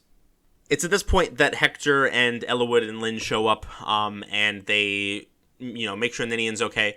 As they're kind of seeing what's going on, trying to figure out what Ninian's deal is, because this whole time she feels like she's sort of in like a weird trance. She's not really in the right state of mind. A guy approaches them. His name is Theodore, and he claims to be a traveler, just sort of hanging out on the Dread Isle, which is weird. And it's kind of strange that they don't question that at all. Although I guess it's not that long of a conversation, so they don't really have much of a chance to. Anyway, we get some more dark magic lore here. There's a lot of it, actually. I have a lot of shit written down here. So basically, Theodore talks a little bit about how dark magic works. I don't remember the context for why he brings this up. I think he mentions that these used to be the home of a great shaman, or a powerful shaman. And that's what gets him talking about dark magic. He says that in order to master the darkness, you need to enter the darkness of your own free will. You need to erase yourself and become a vessel for that dark power. And that does sound inherently sort of like, needing to literally erase yourself, right? Like, the way we understand dark magic to work is that if you're not careful, you can it can take you over. It seems like detaching yourself and removing a piece of yourself is an inherent part of this process that's unavoidable. But you can still maintain some sense of self as long as you don't have what Theodore describes as a weak disposition. If you do, or if you dabble in it too far, I guess, because I don't think Nurgle really has a weak disposition, but, whatever. You may even forget why you seek power in the first place. And this is very on the nose, right? This is a very obvious explanation for why Nurgle is why he wants power. I mean, like, I'll stop beating around the bush and I'll just come right out and say it. Nurgle is Ninian and Nils' father. He married a dragon. He had little half-dragon babies. Then the Scouring started, and Nurgle, he sent them through the Dragon's Gate. And then I guess his wife died or something like that. It's not exactly clear what happened to her, at least not that I remember. And so he's like, okay, well, I got to get my kids back. So I need to get as much power as possible and open the Dragon's Gate, so that he can get his kids back. Now, the problem is that he dabbled in it for so long and lost himself so completely to the darkness that eventually all he remembered is the fact that he wants power and the fact that he wants to open the Dragon's Gate. He has completely forgotten the original purpose of what he was doing. Which is like, I mean, it's a very tragic origin story for a villain. I think people have mixed opinions on Nurgle, right? Because I think some people really like this backstory for him, but then a lot of people don't like him because his actual role in the game is really stupid, and the fact that this backstory is locked behind a playthrough of the game is like completely ridiculous. But I fall somewhere in the middle. I think this is a really good backstory. I actually like this. This has got to be one of my favorite villain backstories in the entire series. But at the same time, I do think that Nurgle, as we see him in the main events of the story, is kind of lame. So I'm not like the biggest Nurgle fan in the world or anything like that. But anyway, that's when Theodore tips his hand and reveals that he is in fact a member of the Black Fang. And there's a fight. Now this map is a Fog of War map, which is annoying, and it's not bad. On Hector hard mode, it was kind of challenging, especially if you want to get all the treasure, because there is a thief who will quickly grab as much treasure as he can get his hands on, and that guy can be a little bit difficult to stop. But for the most part, like there's not really a whole lot. There's some status stabs on this map, actually. I think this might be the first time we're seeing status stabs, and they're obnoxious. They're not very fun. I do want to give some amount of praise to the fact that, because this is a map that is locked behind a second playthrough, they do kind of do that thing that I complained about I complained about several times in other episodes, where they, despite locking a chapter behind certain requirements that demonstrate beyond reasonable doubt that you are competent at this game, they refuse to step up the difficulty. The most notorious example is 7X, right? You need to have like some level of mastery of Fire Emblem in order to unlock Chapter 7X, but it's still treated like basically any other Linmode map, right? Like there's basically nothing going on. It's really boring. This kind of doesn't have that problem. It's still kind of boring, but they understand that like this is your second playthrough, so we're gonna step stuff up. We're gonna have like an anti-turtling incentive that is legitimately difficult to prevent, and we are going to throw status stabs at you, which you don't see in Eliwood mode for like a while still. So yeah, it's cool. I kind of like that about it. Otherwise, though, it's unfortunately kind of a mid map. I don't like Fog of War, obviously. And then once you clear out sort of the initial waves of enemies, it's not really like nothing else is really going on with this map. So I don't know. It's fine. It's not terrible, but it's not great either. After you beat Theodore, you see a eerie picture. Lynn like goes into like the study or whatever and finds an eerie picture. We don't actually see what the picture looks like here. You can unlock this picture as a CG in if you fulfill like a bunch of requirements. One of them is visiting this chapter. There are a couple more chapters with Kashuna, the magic seal, in them, and you need to kill him in all three, I guess, if you include 19X. There are three. You need to kill him in all of those maps, and if you do, and also visit this map, I'm pretty sure those are the only requirements, you will get this as a CG at the end of the game. And I mean, that's lame, right? Like, it obviously should have just been included here, but it's a nice pick. If it's a nice CG, you can go look it up if you've never seen it. It's kind of cool. I like it.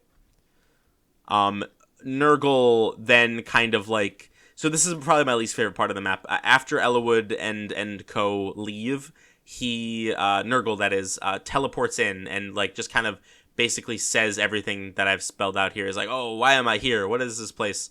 I left something very important here. Well, I guess it's not that important if I forgot about it.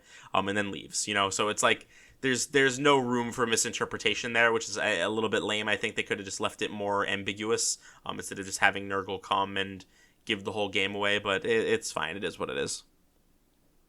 Honestly, I thought I would have a lot more to say about that chapter. I mean, I think I got most of it out of my system in the last map when I talked about how stupid the requirements are. That's really like the main thing. The main takeaway from this map is not the map itself, but how stupid actually getting the map is.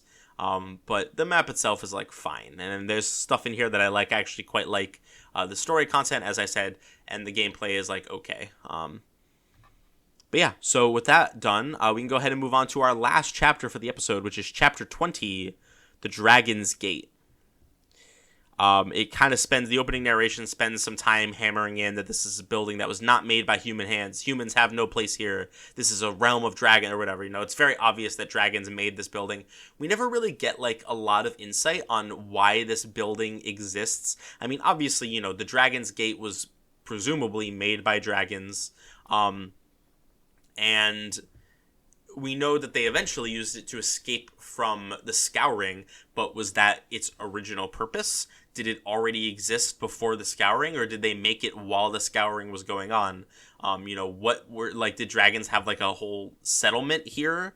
I would like to learn more about that stuff. I think it would be really cool. This is more reason why I would love a game set during the Scouring. I have a lot of fun ideas for like Fire Emblem ROM hacks, and I haven't really like ever made any progress on any of them, and honest, like zero progress at all. But this is definitely one that like is on my list of like if I ever fucking retire, and I want to like do something to fill my time, I might make a ROM hack of Fire Emblem 7 or Fire Emblem 8, that takes place during the Scouring in Eleb. I think that would be a lot of fun.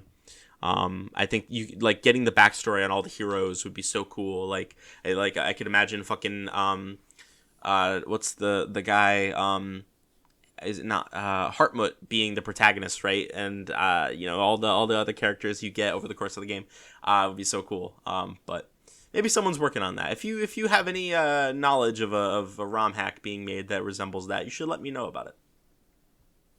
All right. Anyway, I'm dragging this on. Drag on. I'm sorry. I'm terrible. I'm the worst comedy man, the worst content creator in the history of all time. All right. So Dragon's Gate not made by human hands. Oh, there's a scene here at the beginning where Ephidel is speaking with Darren, and Ephidel, that is, makes an offhanded comment about how humans are all lame and dumb or whatever, which is interesting because it implies, and of course we find this out explicitly later, that Ephidel isn't human, and that's interesting. Like this is the first time we've really been like made aware of that possibility. We don't know what morphs are yet. So I think it's a cool, like, subtle, not subtle, but, like, small, minor twist here, I guess. Like, oh, what's going on with this guy? Poor Ephidel. I don't exactly feel bad for him, but I feel a little bit bad for him, to be honest, based on what happens later, but we'll get to that. I was staring at this note for, like, 20 seconds before I realized what I was talking about. What I wrote down here is Lords Forced, which just means that Eliwood, Lyn, and Hector are all forced for this map. This is it, by the way. Like, this is where basically the entire past act of the game since Chapter 11 has been building up to.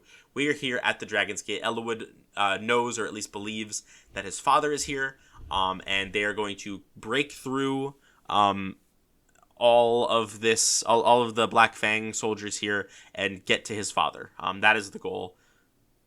Darren is here. He's sort of the last line of defense.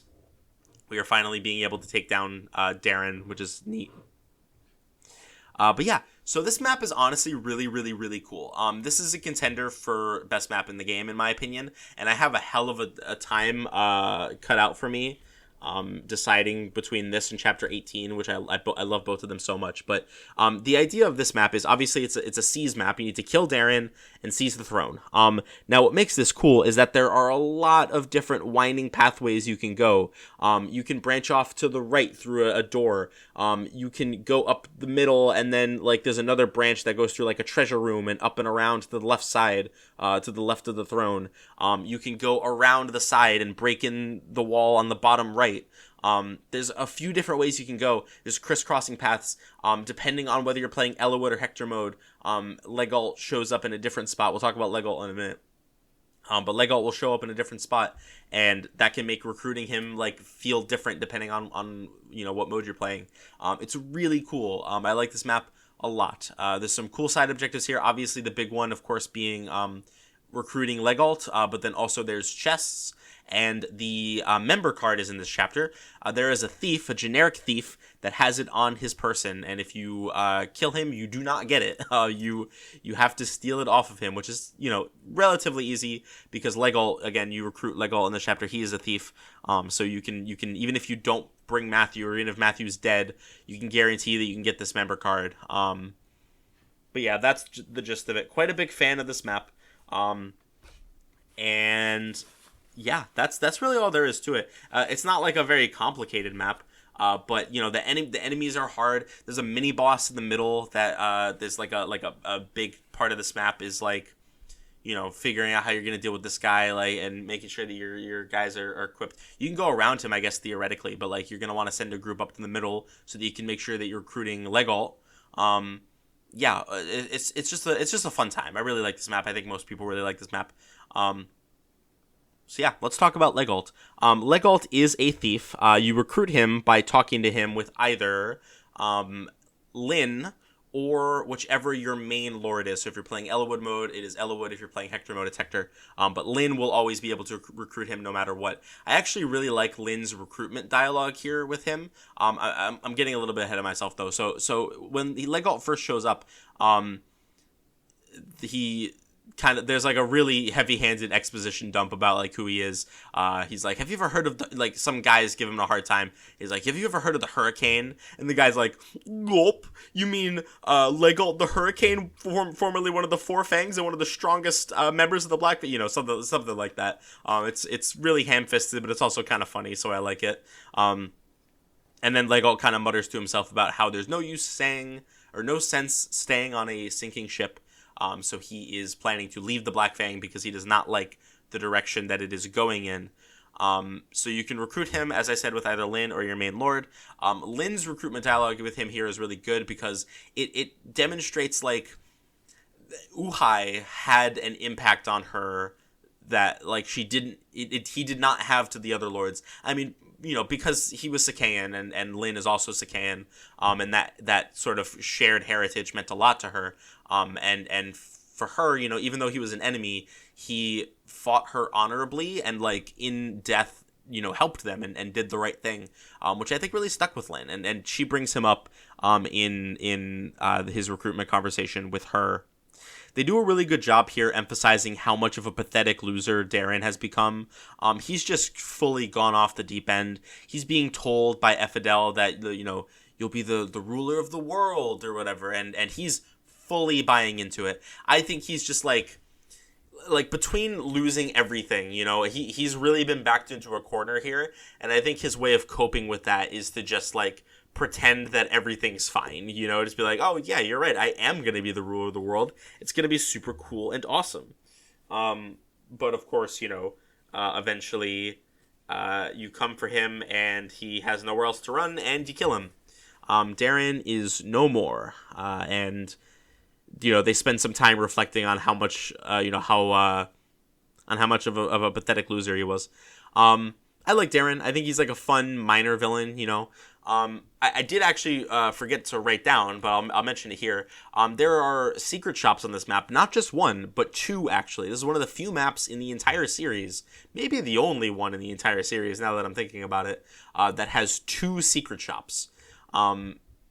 There's one over in the top left, and there's one in the bottom right. The one in the top left doesn't have a lot of good items, in my opinion. The main draw for that one is a physics staff. I always like to pick up a physics staff because physics staffs are kind of nice, and I like them. The other one, the bottom right one, actually has killer weapons, which I think makes it quite useful. Of course, if you have the silver card, then you're golden. Silver, gold, yeah, okay.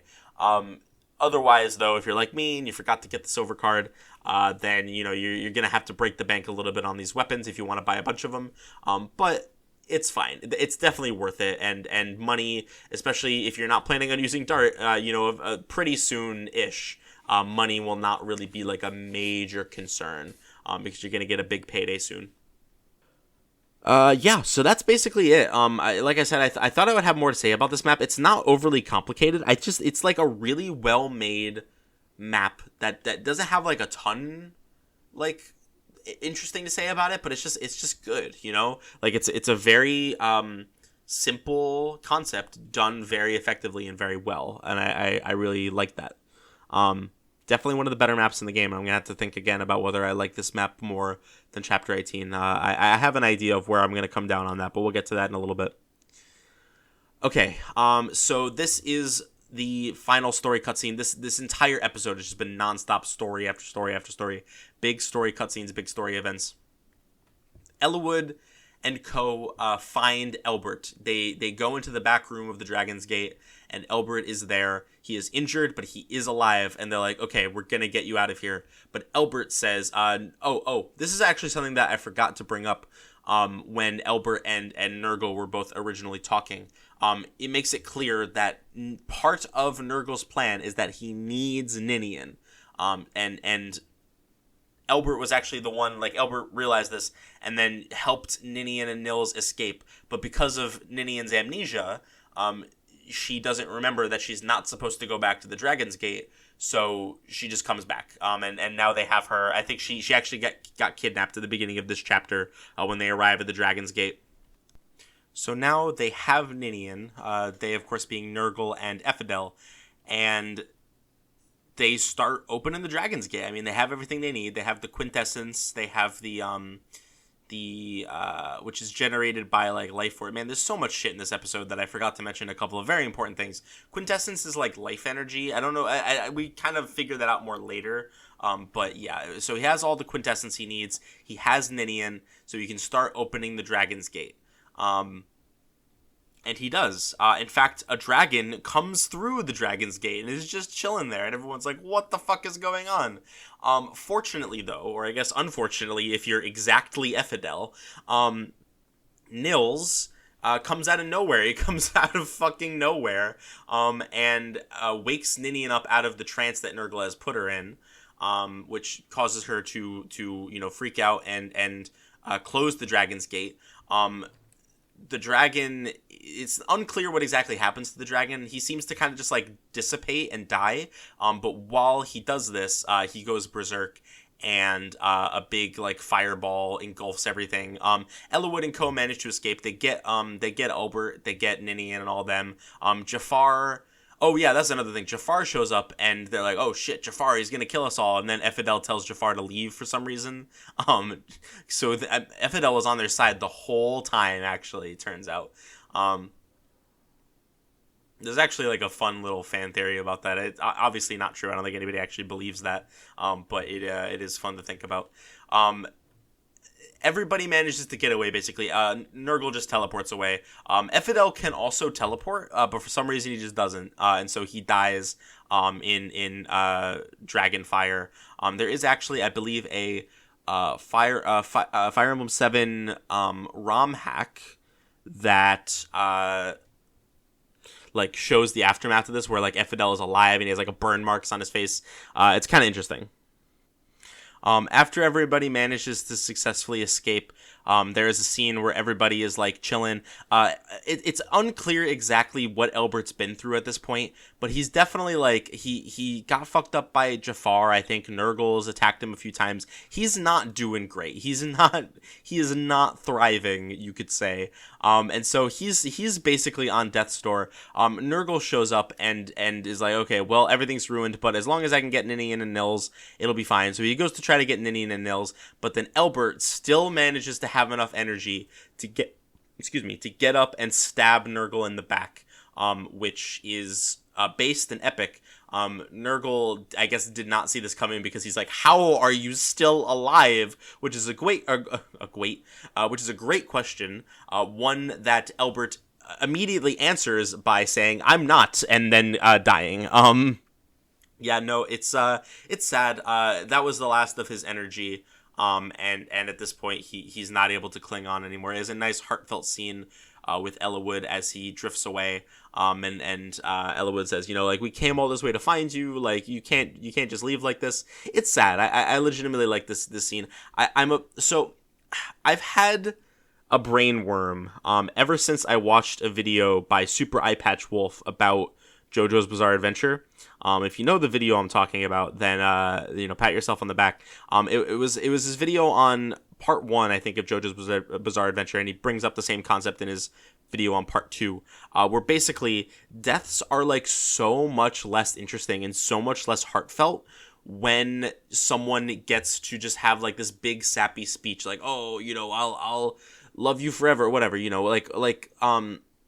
when a death is conclusive, when a death leaves things unsaid and leaves regrets on the table, when you don't get closure from that death, it's so much more meaningful, and it hits so much harder. And one of them, like some of them, think of your favorite deaths in media, right? Like I can think of a couple. Obviously, I'm not going to give away too many, because they're obviously big spoilers for where they come from. But there is a, not to name any names, there is one very notorious death, probably my personal favorite in all media, is from Full Metal Alchemist, and a certain character who dies relatively early on in that series. And part of the reason why that death hits so hard is because he dies with so much left undone and unsaid. Like he dies halfway through, like doing something really important. And it's really sad, and all these people he's leaving behind. He doesn't get to have a big sappy speech with his friends and his family. It's tragic. And ever since that got pointed out to me by the Super Eye Patch Wolf video, it's not something that I'm able to unthink about, And so I see stuff like this, and it's like, okay, I'm glad that he gets to have his last little, cute moment with Eliwood, but it would have been so much more impactful if he had just died, And that's just kind of how I feel about that in general. But maybe that's just me. I don't know. But yeah, it is still very sad, and Elbert, or Eliwood, of course, has a pretty negative reaction to this. And that's actually where chapter 20 ends. Chapter 20 ends with Elbert dying in Eliwood's arms. There's no like aftermath of this. They're like, okay, we need to get out of here. Nurgle teleports away now that he's been stabbed and injured substantially. He's not dead, but he is pretty notably injured. Which puts him out of commission for a while. Elbert did manage to put a dent in his plans by doing this, which is really cool. So that's chapter 20.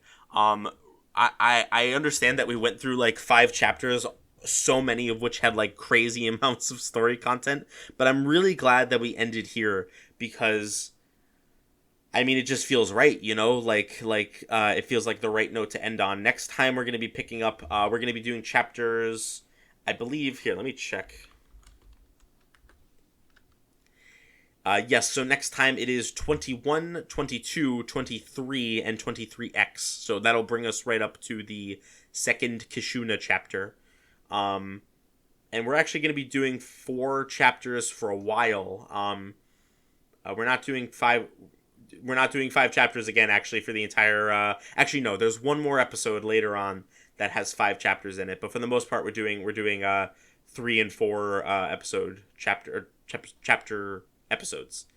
So look forward to that. There'll be a lot less to talk about. The episodes will be a lot less long. Speaking of which, I'm going to stop beating around the bush because I am already going on 2 hours and 15 minutes on this audio, and I gotta still do a bunch of other stuff. So let's cut talking about it there. There is an SSS episode. It won't be the next episode. The next episode will be a main one, and then I think maybe even a couple of back-to-back SSS episodes. I'm not sure, but we'll see. Okay, that is all I had to say about these maps. My favorite of the 5, again, very obviously a tough call between Chapter 18 and Chapter 20. I think most people would actually give it to Chapter 20, and I think that's valid. I think Chapter 20 has so much going on.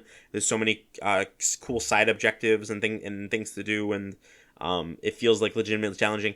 I actually think I'm going to give it to Chapter 18, and I think that, honestly, I think that's my defend map bias showing, because I really like defend maps when they're fun, when they're engaging, and I do think, personally, that Chapter 18 is fun and engaging. So, going to go ahead and give it to Chapter 18. Definitely better than Chapter 17 as well. I like it quite a bit. And currently, Chapter 18, that makes Chapter 18 the front runner for the best map in the game. I actually hadn't in all the previous games, 4, 5, and 6. Going into the game, I had a prediction for what my favorite map would be. And for FE4 it was Chapter 3, FE 5 it was Chapter 19, and FE 6 it was Chapter 11A. If you haven't actually listened to all those to those past games, then you wouldn't know this, but all of those predictions ended up being correct. Those did end up being my favorite chapters in all of those games. Going into this game, I wasn't really sure which map I would consider my favorite, mostly because I don't love most of the maps in this game. Even the better maps I think are just kind of on the above average side rather than the excellent side. But if you had held a gun to my head and said pick one right now, I probably would have said Chapter 20.